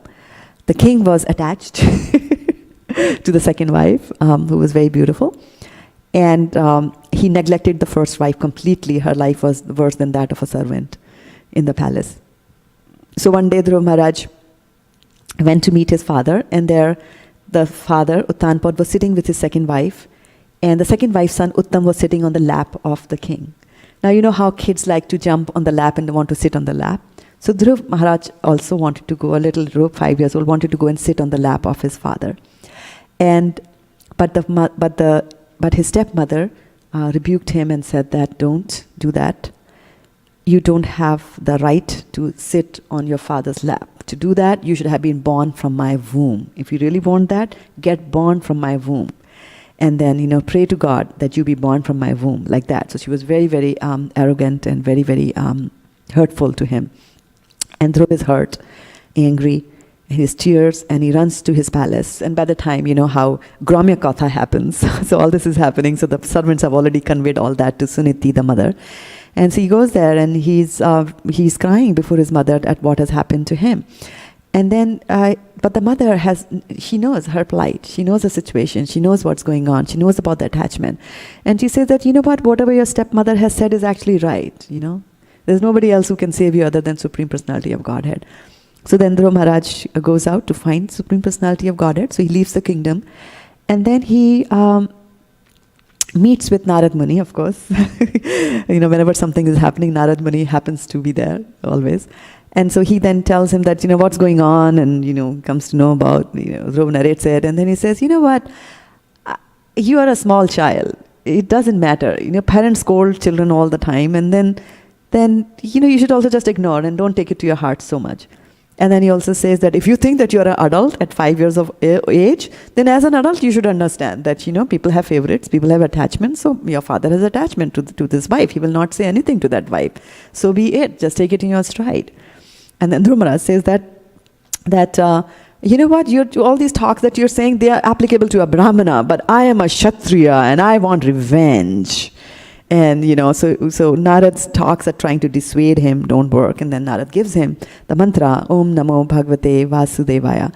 And Dhruv Maharaj then sits down, and for 6 months he does very rigorous austerities, eating every other day, to not eating, to, just surviving on air and things like that. And then finally he sees God. And then he sees God and he says that, oh my goodness, what was I doing, right? And he says that I was asking for pieces of glass, whereas the diamond is standing right in front of me. But then, the king still gives him, because he wanted a kingdom better than his grandfather. That is what his thing was. That's why he came. They're like, okay, fine, I'll see my father. He's just proud of being a king, and I will be better than him, like that. So he finally, at the end of his life, he gets that not only, he rules for about 60,000 years or 30,000 years, I don't remember, but then he also gets a Dhruv planet exclusively for himself, right? At the end of his life, and he goes back. So, what were Dhruv Maharaj's attachments? Did he have any attachment from this story? Up, use the microphone, upper.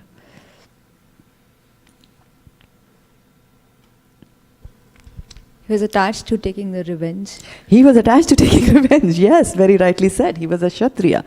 His complete attachment was towards taking revenge. Then we have attachment to completing projects. Do you have attachment to completing projects? Anybody has attachment to completing projects on time? Right? We have that all the time, right? I am known as a person, I complete all my projects on time. So if this one is not going a little bit haywire, then I will give it my best, come what may. Nobody can ever say that I ever failed in completing any project on time. So among the descendants of Dhruv Maharaj, there was a king Anga, and he was performing a sacrifice, Ashwamedh sacrifice. And so what happens in the Ashwamedh sacrifice is that you have a horse, and then you do the sacrifices, and the horse is let loose with a big army behind it, and it'll start walking all the kingdoms on this planet. And whosoever is ruling over there can give a challenge to the horse and say that, I'm going to fight your army with my army, or they can just surrender and say, I will take you as my king, and I will give you the portion of my taxes and things like that. So that way, if your you do your Ashwamedh Yagya when it is completed properly, that means that the horse has gone and covered the entire planet Earth, and in the end you sacrifice that horse because it gets a human body at the end of it, and then you, the one who was completing that Ashwamedh Yagya, get to be the emperor of the entire world because the horse has covered the whole planet. So now this Ashwamedh Yagya was not happening properly. Despite chanting of all the nice mantras and everything that they were doing, the demigods were not appearing there, not for any sacrifice. Now this is a karma kandi sacrifice. It's not a sacrifice that you're doing for bringing the personality of Godhead in your heart. This was completely for, I want to become the emperor of this world, and so I'm going to do Ashwamedh Yagya. And so this Ashwamedh Yagya was not happening. And then king then consulted his priests and said, what has happened? What is the reason? Why is this not happening? So they said that, you have committed certain sins in your past life. And because of that sins, you don't have a son. Because of those sinful reactions, right? So if you have a son, then, you'll be able to complete this exercise. And so fine, we are good at doing sacrifices to get something. So if you want a son, you can do a sacrifice and you can get a son as well. So they continue doing that sacrifice to get a son. And so the king has his desire. He wants to have a son attached to that idea. And they create and they get a son. And that son is called Vena. And he is very, very cruel, extremely cruel person, extremely cruel. And that person, even as a child, he would just kill his playmates, like not even knock them down or anything like that. Take out his sword and just kill them. So for him, forget about killing animals, killing human beings was also like, a normal thing for him. And then he says that the king is then thinking that first he was thinking that I will have a son and I'll have a Ashwamedh Yagya will be successful, so that will be good for me. And then when this son is born, then he's now thinking like, why did I ask for a son? He's such a horrible son. Then afterwards he's thinking that, actually it is good to have a bad son. Why is it good to have a bad son? Because then you won't be attached to a bad son. So he's thinking about all these things, so he's thinking about attachment. So first, King Vena was attached to completing a project on time. And then he was attached to having a son. And then he was attached to having a good son. And then he was attached to find it's better not to have a son. And then he gets attached to like, okay, it's a bad son. And so this is something that Providence is telling me here that I should do. I should turn my face towards God. And that is what he did, right? So sometimes these deer will come on your way of going back to Godhead. These attachments will come like that. So while Anga was very attached to performing sacrifices and performing the Ashwamedha and becoming the emperor and having a son and all that kind of thing, Srimad Bhagavatam also has a story of Prithu. He was also carrying out a project. He was also doing a Ashwamedha Yagya. So he completed. Now King Prithu is also coming from the lines of Dhruv Maharaj, one of the descendants from that lineage. And he was a very wonderful king. He's actually an incarnation of Krishna. He is actually a Shakti-avesh avatar, which means that he's a jiva soul like you and I, but he has been empowered by Krishna to do some, extraordinary activities. So King Prithu was also doing 100 horse sacrifices. He wanted to do that.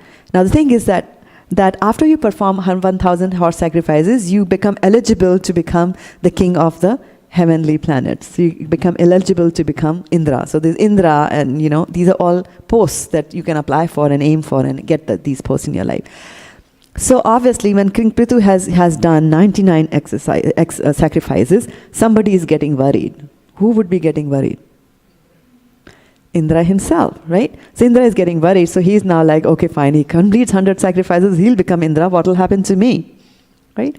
So he then comes in the disguise of a sannyasi and tries to steal away the horse, which is the main key thing for the Ashwamedh Yagya. You need the Ashwa, you need the horse, right? So he comes in disguise of sannyasi, steals the horse, and then Prithu Maharaj's son chases him and actually doesn't know where he is. And Atri Muni sees that, and Atri Muni tells him that, hey, he's running away with the horse, and go chase him and then kill him. So he chases after him, and then when he comes close to him, he realizes like, oops, this is a sannyasi who's carrying away the horse, so I can't kill the sannyasi. So he then descends and he lets him do it, right? But then Maharaj Prithu tries the sacrifice again. So again the sacrifice is being conducted. Again Indra comes, and this time what he does is he covers everything with the darkness because he has got those powers. So the entire sacrificial arena is covered with darkness, and then he carries away the horse there as well. Now this time again Atri Muni warns him again, the same thing happens, but again he's wearing the garb of some sort of a sannyasi. So Prabhupada says that actually with this, all the upper sampradayas and the cheating kind of religions started with Indra doing this. So just because Indra was so attached to being the king of heavens, he didn't want anybody else to take it. So by hook or crook, he wants to stay wherever he is. And it starts, the sannyasis, a person is not a sannyasi, but he's in the garb of a sannyasi. Until this day, you see that the upper sampradayas are still there. But when this is happening, then Brahma, who is maintaining, who has created all this universe, he gets alarmed with that. He doesn't want this to happen. He doesn't want upper sampradayas to spread. So then he comes to the arena and tells Prithu Maharaj that, you know what, Prithu, I know that you want to do 100 horse sacrifices, but this is having a bad effect on Indra. And Indra is like, the bad child. You are the more intelligent one. So can you please not do the 100 sacrifice? And take it as an act of providence and not do it. And Prithu agreed to that. And today, who do we glorify more? Do we glorify Prithu or do we glorify Indra? Right? So by listening to what the God says, Brahma is a representative of Vishnu. By listening to what God says, then Prithu Maharaj becomes much more glorified. And by getting detached from the fact that I have to complete that project, he was detached. That's why he was able to agree. If you're not detached, then you will put up a big fight to let go before you let go. But he let go. He let go. He listened to the authorities like that. So, so this is all as mentioned in Srimad Bhagavatam 4th canto, the 20th verses and the 19th verse from there. Then there is, and if we have time, we will all read this story of King Puranjan. It goes across 25 chapters 25 to 29. So there are 5 chapters worth of, story of King Puranjan. Okay. Now, actually, King Puranjan is a fictitious character. This is a story that is being narrated. That is being narrated by Narad to King Prachina Barhi. So King Prachina Barhi, or Prachina Bharati, he's known by many names. He had 10 sons, and his 10 sons were actually performing austerities in the forest before they enter into Grihasthashram and take on the kingdom and start ruling and things like that. The king had asked them to do. So while his own sons are performing austerities, this king himself was sitting down and he was doing karma kandi activities. He was performing sacrifices for betterment, for enjoyment and things like that. So in walks Narad Muni, of course, and then he goes and tells King Parishina Bahari that, do you know what you're doing? You're doing all these animal sacrifices, and you've sacrificed so many animals for your own betterment, and do you know what is happening? All these animals that you have killed for your own sense gratification, they are souls. They are actually waiting in the sky for you to die. Because then you will get a suitable body so that they can kill you. Because it's law of karma. What goes around, comes around. So he tells him that. So when Narada opens his eyes, Om Ajnanatimrandasya Jnananjan Shalakya Chakshurun Militam. So, Yena, right? To the Guru we say. So Narada is the Guru, right? He goes there preaching all the time. So he says that, so the king tells him that, oh, I did not know that. So tell me more about it. So then Narad actually starts telling him an allegory where he'll start telling the story of King Puranjan. And it's a story with a hidden meaning inside it. So it might apparently appear that there was a king called Puranjan, and he had very nice kingdom, but he was not satisfied with that kingdom, so he was roaming all over the world. And so slowly, as you are thinking and listening to the story of Puranjan, you are thinking like, sounds familiar, it sounds familiar. Maybe he's trying to say something about me in this case. So, so he was roaming all over the world, and then he finds not this place, I don't like to live here. This place, I don't like to live here. I come to America, yes, I don't like Minnesota. I move to California, too expensive. Let's move to Colorado. It snows, like that. Right? So he was moving from one place to another, not being satisfied. And why would he be satisfied? Because you can never get satisfaction while you're trying to pursue material things. So he was going from one place to another place, and then he meets a beautiful lady. Very, very beautiful. And there is a whole description of her beauty there. And doe eyes, right? Eyes of a deer. And so King looks at her and he gets infatuated with her. And she's also looking for a husband, and so they both decide to get married, and then he lives with her in that place. And they're describing his palace, and there is a snake that is protecting that palace, and there are servants that are there, the 11 servants, primary servants, plus there are thousands of servants which are there. And the king is so attached to this, to his wife, that all the time that he does is to spend time with his wife. He doesn't take care of the kingdom, he's neglecting all that. And the wife is very loving. The wife does everything that the king wants, right? The king takes the shower, so then she will take the shower after him. She will serve nice food to the king, and she will take the food afterwards. So she is captivating the king through complete service that she is giving to him.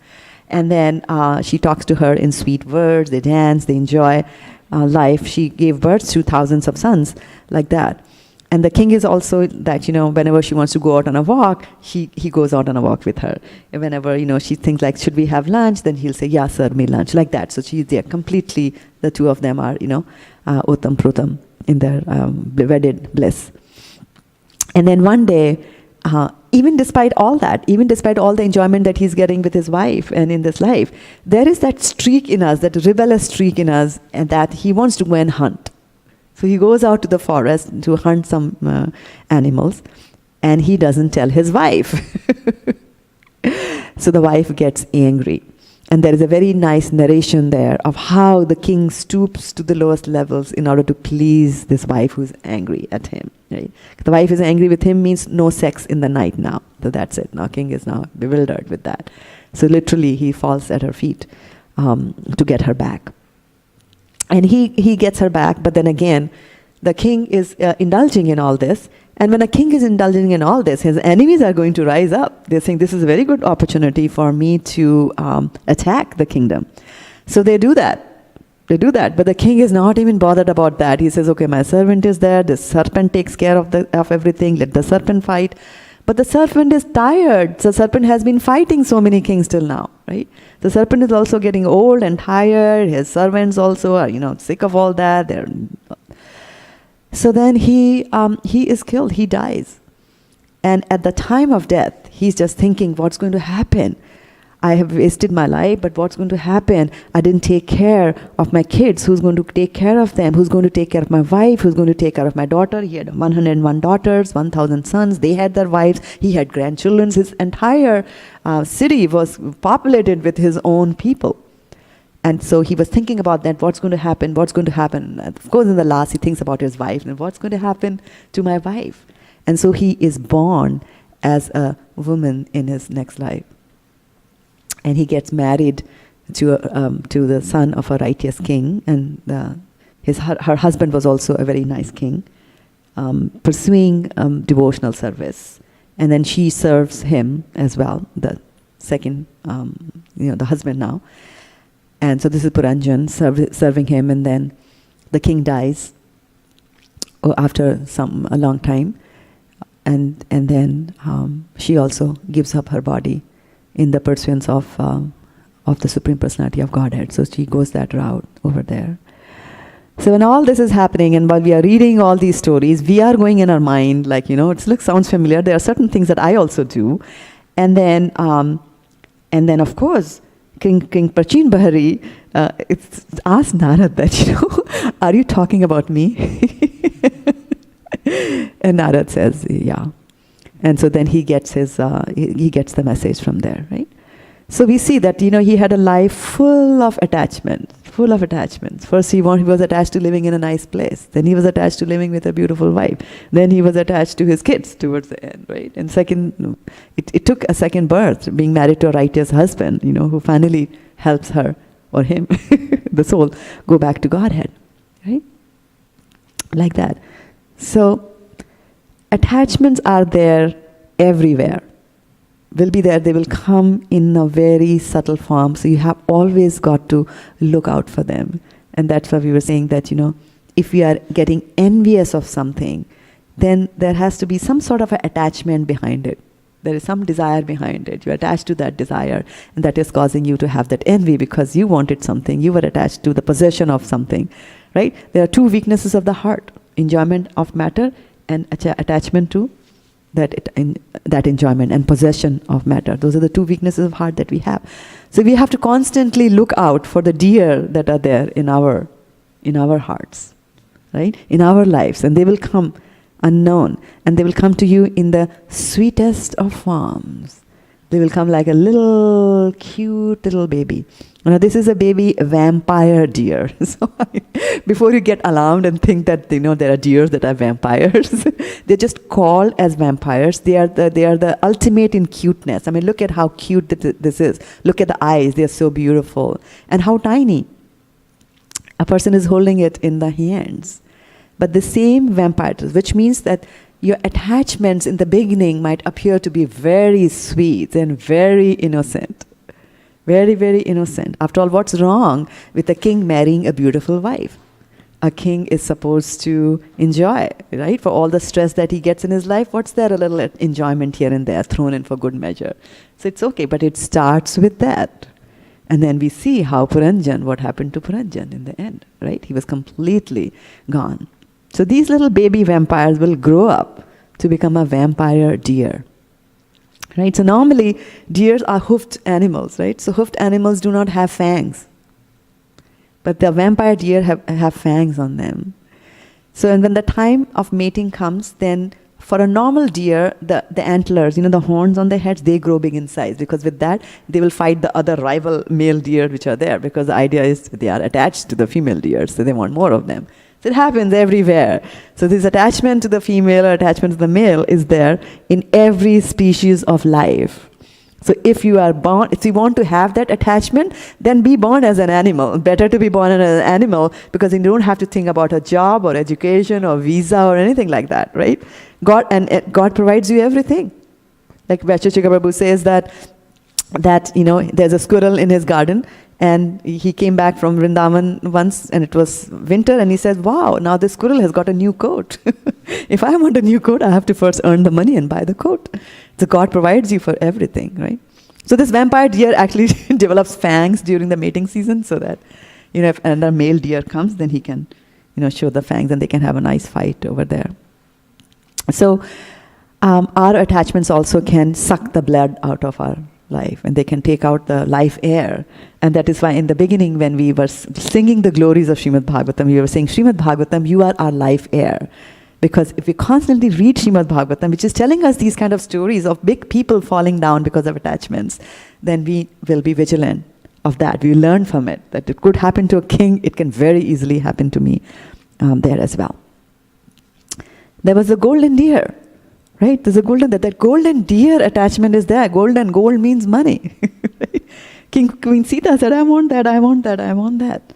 But that golden deer was really something else. So there's money, there's job, all these attachments that we have are all golden deer in our lives. And actually it is not one deer or another deer. There are herds. They move in herds. There are herds of them. Many, many hundreds and thousands of attachments we have.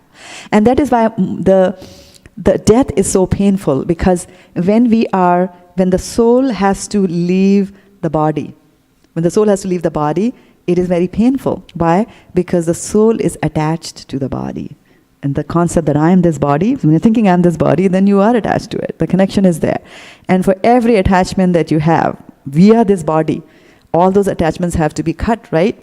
For example, now I'm thinking this is my son, now I'm dying. No, this is no longer going to be your son. We hear about that in the famous story of Chitraketu, King Chitraketu, right? He had a son, he badly wanted to have a son. He was again attached to the idea of son. Again, a story from Srimad Bhagavatam. Attached to the idea of having a son, the rishi told him that, okay, you might get a son, but the son is going to give you joy as well as sorrow. And the king said, I'll take it. What's the big deal? Sons give you grief. Once in a while, children give you grief, so I will take it. But then what he didn't realize that was that his when the son was born, the co-wives who were very jealous of the one wife who gave birth to the son, they all schemed together and he killed the son. And the king was distraught. He falls down to the ground. So unbecoming of a king to fall down onto the ground and lament. The king goes out to the war and he kills people. So death should not, a Kshatriya king should not be crying at the death of somebody. And a Raj Rishi should not be crying at all. Anybody with the Aryan civilization should not cry. Because death is nothing but, changing the clothes, right? I mean, of course, attachments are there. So, sentiments are there. People do cry. But the philosophy is that.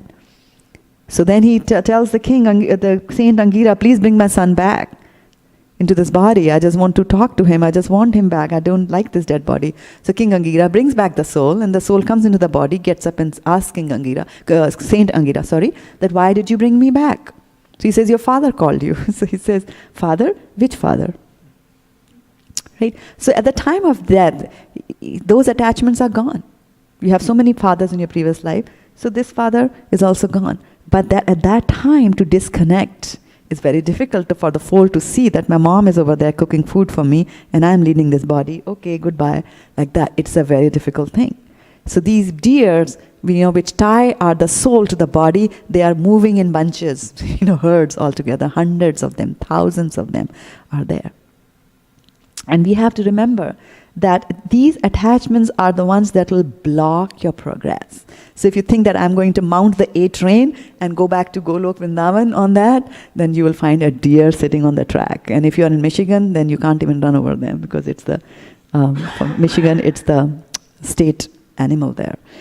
When I first came to USA, I came to Michigan and I was learning how to drive. So I was reading every piece of literature on driving properly in United States.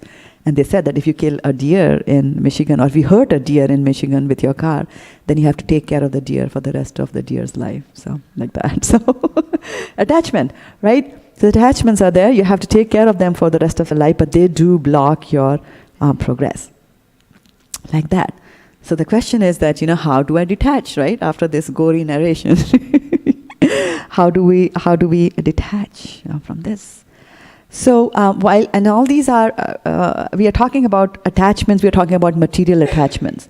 So in the 15th chapter of Bhagavad Gita, this material world is described as Urdhamulam Adha Shakam. So it's an inverted banyan tree. And it's a very complicated banyan tree because a banyan tree has roots that go downwards and then roots that grow upwards also. They come out from the branches and then from the branch you get another trunk. It goes out to more branches and another trunk comes and goes and hits the ground again. Then there are more roots. So this way, on either side, the banyan trees can spread for miles altogether. Miles and miles it can go in either directions. So much so that you even forget, if you look at the banyan tree, you don't even know which one was the original trunk from where it all started. So similarly, this material world is also planets and planets and planets and planets. And the human being and the soul just goes from one planet to another planet like that, following its attachments. You were attached to a deer, okay, you get a body of a deer, right, like that. So you follow your attachments like that through all the planetary systems. But then it says, Narupam vasyeha tato palapyate nanto nachade nacha sampratishta ashwathamenam suvirudha moolam asanga sastrena dhirena chitva. So it is saying suvirudha moolam. So suvirudha moolam means virudha. Virudha is strong. Suvirudha is even strong. And then the moolam is the roots. And that's a root that keeps the tree attached to the ground. Similarly, your attachment keep the soul ground to the body. And so, what it's saying that asanga sastrena dhirena chitva. Chitva means that you have to cut it. And dhrina means that you have to do it with determination. So the first thing is that you need to have determination in your life. Okay? And then this verse I already quoted, that how will you get out of this? Antakale cha mamema smaran muktva kalebram. So if you are thinking about Lord Krishna at the time of death, then you will not get this body again. So there won't be anything. But then that is the place that we have to ultimately reach. That's the consciousness that we have to reach. But if you are playing with the deer a whole life and thinking about the deer the whole life, then there is very little guarantee that you'll suddenly think about Krishna at the end of life. You will think about the deer. Right? So achieving this antakale cha mameva, because Arjuna had asked, King Tadhram ke adhyatmam. So all those questions he was asking at the beginning of chapter 8. And yet, what should one do at the time of death? Well, at the time of death, you think about me. Right? So, golden deers are there, just to repeat. So, Lord Vishnu says to Maharaj Prithu, Evam dvija grihat manatnu vritta dharma pradhano nyato avistasya hrishvena kalena grihopayatan drishtasi siddham anurakta lokaha. So what does that mean? And the key thing is anyatoma, right? Anyatoma is a key word there, and it means be unattached, right? Just not be attached with that. And what does it say? He says, can somebody read this while I have some water?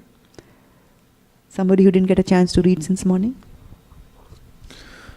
Lord Vishnu continued, My dear King Prithu, if you continue to protect the citizens according to the instructions of the learned Brahman authorities, as they are received by the disciplic succession by hearing from master to disciple, and if you follow the religious principles laid down by them without attachment to ideas manufactured by mental concoction, then every one of your citizens will be happy and will love you.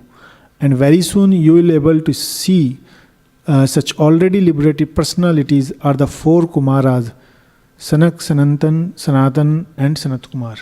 So here Vishnu is telling Maharaj Prithu how he should rule, right? And he's guarding him against mental concoction. So this is a very important thing to keep in mind, that our mind is there all the time with us. And is always suggesting us things. There are about 60,000 thoughts that the mind gives to us in a day. A lot of them are repeated, but repetition means emphasis. And the mind will, I was reading a book by Chaitanya Charan Prabhu about mental concoctions, and he said that, a very interesting thing.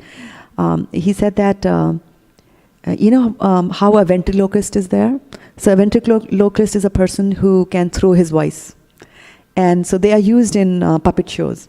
So there'll be a person with the threads and removing the puppets, and the ventriloquist has to stay somewhere close, and he will throw his voice so that if you are sitting in the audience, to you it will appear as if the puppet is speaking.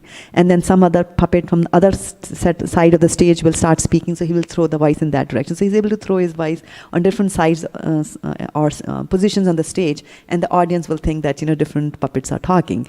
And if you're a child there, you'll be very mesmerized by that. Oh, and you'll clap and things like that. But if you are an adult, you'll just start looking at the stage to see where is the ventriloquist, where is he talking, like that, right? So then Chaitanya Prabhu says that your mind is also a ventriloquist.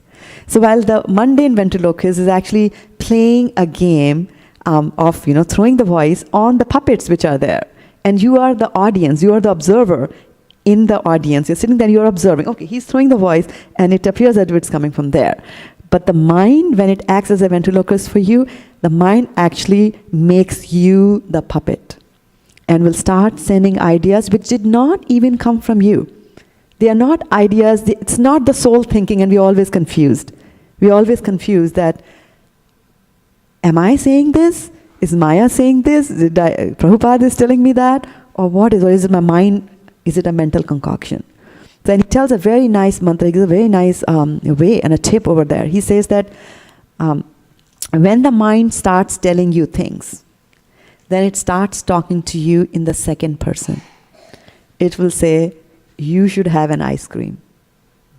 You should have an ice cream. So you, second person. It starts like that, right? It's a ventriloquist.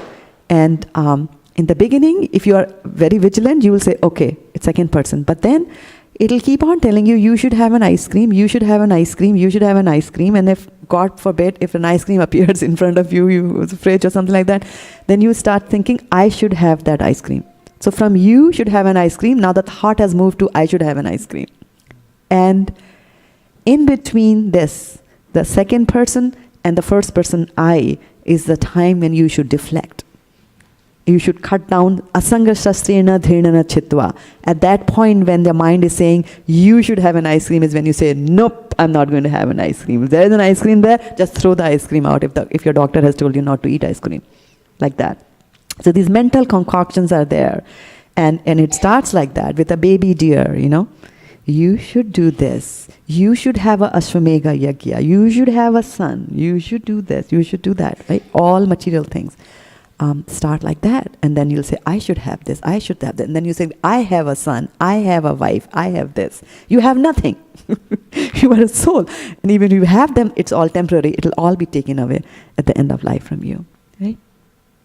So how do you cut them? In Bhagavad Gita it says, with a sword in hand. You have to be very strict with the mind. You have to keep on chopping off. The mind will keep on proposing things to you. Yad anudhyasina. Asina is a sword. You have to take a sword and cut it off. Just like how Parikshit Maharaj was ready to chop off that Shudra who was giving trouble to Dharma. He took off his big sword. People were scared of his sword. He took off his... so your mind should also be scared of your sword of determination. Asanga shastena dhirena chitva vita asina. With a sword you have to do it. But you have to be vigilant all the time. Right? As soon, nip it in the bud. Nip it, chase the deer away. While it is still a baby deer. Don't let it grow in your mind like that, right? So with a sword in hand, intelligent people do that, right? Queen Kunti, Queen Kunti acknowledges that. Queen Kunti says that, Krishna, you are here, and because you are here, because your feet are falling on the grounds, because of that, we are being glorified. Because of that, the rivers are succulent, the trees are giving fruits, and so on. She says in her prayers in the 8th chapter of the 1st canto. But then Krishna is leaving, and she's saying, now that you're leaving, you have protected us all the time from, Rishabh, from oxen, from poisoned cakes, from fire, from kings, and so on and so forth. From Sabha, so on. So he keeps on listening. And now that he's going, she's attached to Krishna, and she's saying that, you're going away. And so what will I do now? And she's humble. She says, I'm a woman. I'm attached. So that she says that Atha Vishvesha Vishvatma, right? So you are the controller of this whole world. You are the soul of this universe. Vishvamurti Sokeshu Me. And then she says that you are the personality, supreme personality. And she says, Sneha Pasam Imam Chindi. Dhinam Vishnusu Pandosu. So she says that I have got this pash, Sneha pash. I have got this attachment of affection. Right? So affection is also an attachment. To whom? To my family members, the one I'm married into, the Pandavas, as well as to the Vishnus, to my parental home, right? From where I was born. So I've got this stream of pash. What is pash? This is a pash, right? The embrace. So then you are caught in that embrace. So she's saying that I'm caught in the embrace of this attachment. So please, dhrinam chindi, you please help me cut that attachment. So even Queen Kunti is praying to the Lord. And that is what we should also do. We have to pray to the Lord constantly to help me get over these attachment. And then she prays very, very ardently. And she gives the example of Madhu, calls him Madhu. So Madhu is a demon. And so when she's saying, Madhu is Lord, of Madhu, fortune, goddess of fortune. So she's saying that, O Lord of Madhu. So this means she's saying that, if I'm addressing you as fortunate, I will also get some fortune by associating with you. So she gives the example and she says that just as the Ganges, the river Ganges flows towards the sea, right? Without any hindrance, she flows to the sea. Nobody stops her. She sides right from the upper planetary systems and glows all over there to the sea. She says, similarly, I also want that my devotional service and my attraction to you should also be there, should go automatically. Just as she goes automatically, my mind should also automatically go to Krishna. So next time if I see a little deer, falling out of the mother's womb, I should just think of that. Somehow Krishna is going to save it, or somehow, Krishna has got Society of Prevention of Cruelty to Animals. They'll be taken care of, and not like I'm going to take care of that, or I'm going to do this and I'm going to do that. So my mind should always be stuck upon you, right? And then it should not be directed to anyone else. Now that is a very, very powerful statement. where she's saying that Krishna, you are my everybody. So it's the mood, like the gopis, right? They left their husbands. They didn't care about what would happen to their married life if they went away from their home in the night, right? So she's saying that attachment that we have. Now, we have to keep this in mind that if I'm attached to my family, if I am in a family, if I'm living a grahastha life, I have a wife, I have kids, and I'm also pursuing Krishna consciousness, that doesn't mean that I'm saying, okay, my mind always goes to Krishna. Yes, it goes to Krishna, and I stop talking to my husband. I stop talking. My daughter comes and has some, trouble. I say, no, fine. I'm not going to talk to you. You will still talk to them. Internally, you will be detached, but externally, you will appear as attached to them. Because if you treat them badly, then fine. As far as you are concerned, you got the philosophy. You're trying to go back to Godhead. But then, what about them? They will see you as a person who's the cause of their miseries. They will see Krishna as the person who took you away from them. Right? So you will succeed in instead of bringing people to Krishna, you will succeed in taking them away to Krishna. So you don't do that. Right? So you always have your detachments internalized. You keep them inside. But be determined in that, in doing that. Rupa Goswami prays and he says, O Krishna, the very fragrant water of your loving pastimes, which is 1,000,000 times sweeter than nectar that flows within the Srimad Bhagavatam and other Puranas. But instead of drinking at that river, the calf of my mind prefers to enter a cave and drink the poison of sense gratification. O Krishna, O Lord of the calves, please quickly curb the calf of my mind with the stick of your mercy and bring it back to the river of your pastimes. This is a very nice prayer that you can think of, a very nice prayer that you can always ask Krishna, like, Krishna, keep me away from the deers of my life. Right? But then you can also have some good attachment. Give me examples of some good attachments that you can have. Some good connections. Attachment to hearing Srimad Bhagavatam daily. Attachment to hearing Bhagavatam daily. Yes, very good. Attachment to do chanting daily. Attachment to chanting daily. Very good. Attachment to the devotional service. No points for not using the mic. Attachment to the devotional services. Attachment to devotional service, all encompassing, right? So everything that you can do in devotional. Attachment to the lotus feet of the spiritual master, right? Because he is the one who is going to give you the connection, right? And there's a very nice Shravanadi article that Vaisheshika Prabhu wrote, and I just wanted to read. So he says that the Vedas say, Asango hi am Purusha. The living being is always separate from the material energy. Indeed, one's only connection to this world world of matter are one's attachments to it. Otherwise, factually, we are always aloof. So you are connected to this world only because of your attachment. First, we are attached with this body, and then the extensions of this body, the children, the society, the country, and so on. As the moon reflected on water appears to the seer to tremble due to being associated with the quality of the water, so the self associated with matter appears to be qualified as matter. So I start thinking I'm matter, but that misconception of self-identity can be diminished gradually by the mercy of the Supreme Personality of Godhead, Vasudeva, through the process of devotional service to the Lord in the mode of detachment. So when we are doing the devotional service to the Lord, then detachment has to be there. And it will come. The 7th, from 1st canto, 2nd chapter, 7th verse is, Vasudeve Bhagavati Bhakti Yoga Prayojitaha Janyat Ashu Vairagyam Jnanam Chayat Ahetukam. So when you're doing devotional service to the Lord, then Gyan, knowledge, and Vairagya will occur. Right? So with the Gyan, we come to know about our anarthas. From the Gyan, you will realize that, oh, this was a deer. I did not know that this was a deer in my life. Right? And then because of the Vairagya that comes, you will be able to, so attachment to material things is an anartha, right? So with the Gyan, then you will be able to go over your, know your anarthas, and because of the detachment, you'll be able to get away from your anarthas, like that, right? So one is realizing that there's a deer. Like one is like, okay, I realize I have a deer. What can I do? I have attachments. That's one thing, one way of looking at it. And the second way is like, no, I have to shoo away the deer, right? So how do you shoo away the deer? Just by doing devotional service, you will get the power to be able to shoo the deer away. And we should be constantly praying to Krishna to do that. And do our devotional service, which amazing regularity. And again, there are 6 bedrock principles that we should be cognizant of. So you have to carefully hone your purpose. Examine the purpose of your practice before you begin it every day. So if you're really looking for your deers and you go out deer hunting, then you should know, what am I doing? Why am I doing? What is the purpose of my devotional service? What is the aim? Am I doing it just because everybody in the blog does it? Am I doing it because it's fashionable to do it? Or what is it? Why am I doing that, right? Then commit.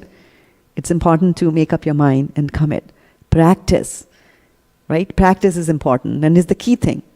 These detachments, they are there, they're strong, they have been with us for many, many lifetimes, millions of lifetimes we have been attached to the concept of enjoying this material world. And they won't go away just like that. Go ahead, Natalie. I have a question on there. So I don't remember the name of the sage, but he did austerities for like 10,000 years, and then Krishna appeared to him and he asked for a wife. Yes. So I guess I'm confused on the having an attachment and then like you're wanting something. Let's say you want like a talent, and you're attached to having it. But how do you get yourself unattached from? You know what? I don't know how to answer. I don't know how to word this question. I'm sorry. You want to frame the question? Yeah, let's do that.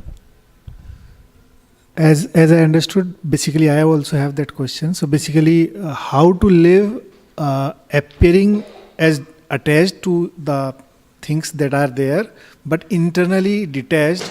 So this is sort of dual life. It is, yeah. So it's said that in bhakti we should avoid duality. Mm-hmm. But here we are saying that we should live dual life, like we should show attachment to the family and others, and internally we should be detached. So this is something contradictory appearing. Yeah. So there's a good cause and there is a great cause. For great cause, you're allowed to be duplicitous, so to speak, right? When we're talking about duplicitous and asking you to stay away from being duplicitous, is when we are saying that you go and tell somebody that I will do this, I will help you, and then behind the back you actually go and hinder, right? So that kind of a thing you should definitely not do, right? Here, when it comes to devotional service, this is the highest cause. You're trying to go back to Godhead. In that process, then this is what Krishna also wants us to do, right? In that process, you might have to do certain things here and there. For example, Arjuna didn't want to kill, and he gives so many reasons. After all, after the Mahabharata war was there, things were not all that good. I mean, all the bad people were dead, but then there were so many women who were left widowed, right? There were kings who were envious. All the money was gone, so there was no money for project, no money even to do the Rajsuya Yagya, like that. So things were bad that happened. But Krishna had a purpose. He wanted to remove all the burden on the earth. So Arjun had to go and do it. So you go and do that. So you will do that. And actually, even in your day-to-day life, when you are following proper varnashram, you will do it. For example, if you are a businessman, you will lie. A businessman cannot survive without lying. To the customers, they will also say, Bahinji, for you, this sari is $50 less, or something like that, they will say. He says that to every Bahinji there. You know? And actually, he raked up the price. It's not $50 less, it's actually $50 more. So people will do that. Right? So when it is for a great cause, then it's okay. Then it's okay to do that. When you're doing something which is hurting them, so in this case, you're doing something so that not to hurt the family. Right? So the ultimate cause and the ultimate result is different there. So in that way, it's okay to be duplicitous. You can be duplicitous. Was that what you had, Natalie? That was the question that you had? Yeah. So then also associate with advanced devotees. Sometimes advanced devotees will tell you that you have an attachment. You might not even think. You might be attached to something and you might just go, on and on and on in that direction. But somebody might just stop you and say, hey, aren't you overdoing this? And then you let go like that. Or your guru will tell you. A guru can tell you in so many words. Guru can be very, very strong. For example, The guru might tell you, give up attachments. It's not neutral statement. Or the guru can also come and tell you, if you're a weak devotee, then for the weak devotee, Krishna actually comes in the form of providence and he'll take away all the attachment. And this is what he's doing to you right now. And then like, he called me a weak devotee. I chant 16 rounds every day. I do this and I do that. He called me a weak devotee. But then he jolts you out of that. In just the same way as Vidura went finally and jolted Dhritarashtra and said, what are you doing? You are living in the home of your enemy. And you are about to die. Your throat is full of cough, and you can't even eat properly, smell properly. What are you doing? Get out of this place. And Dhritarashtra listens to that and leaves, and then finally starts meditating in the forest. So sometimes you need people to jolt you out of that of things. So good attachments, yes, lotus feet of the spiritual master, and prayer to Krishna, because he's the only one who can help you be detached. So devotional service is the, you can't just sit down and say, I'll be detached. Okay, I spend too much time with my son, with my daughter. I spend too much time eating this and eating that. I'm attached to eating meat, so I will give it up. I have written it down. I have goals. It's not going to happen that way. You have to find something superior to replace. And devotional service is something superior that replaces all your material things like that. Okay.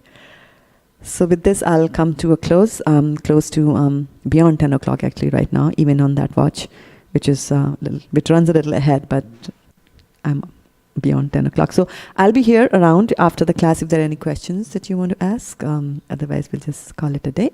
Thank you so much for listening, those who are in the classroom as well as those watching online. Hare Krishna.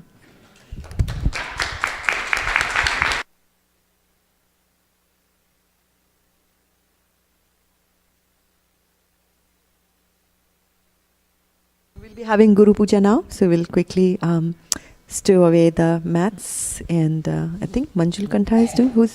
Who's doing the Guru Puja? Is it Manjula doing it? Okay. Alrighty, thank you. Please.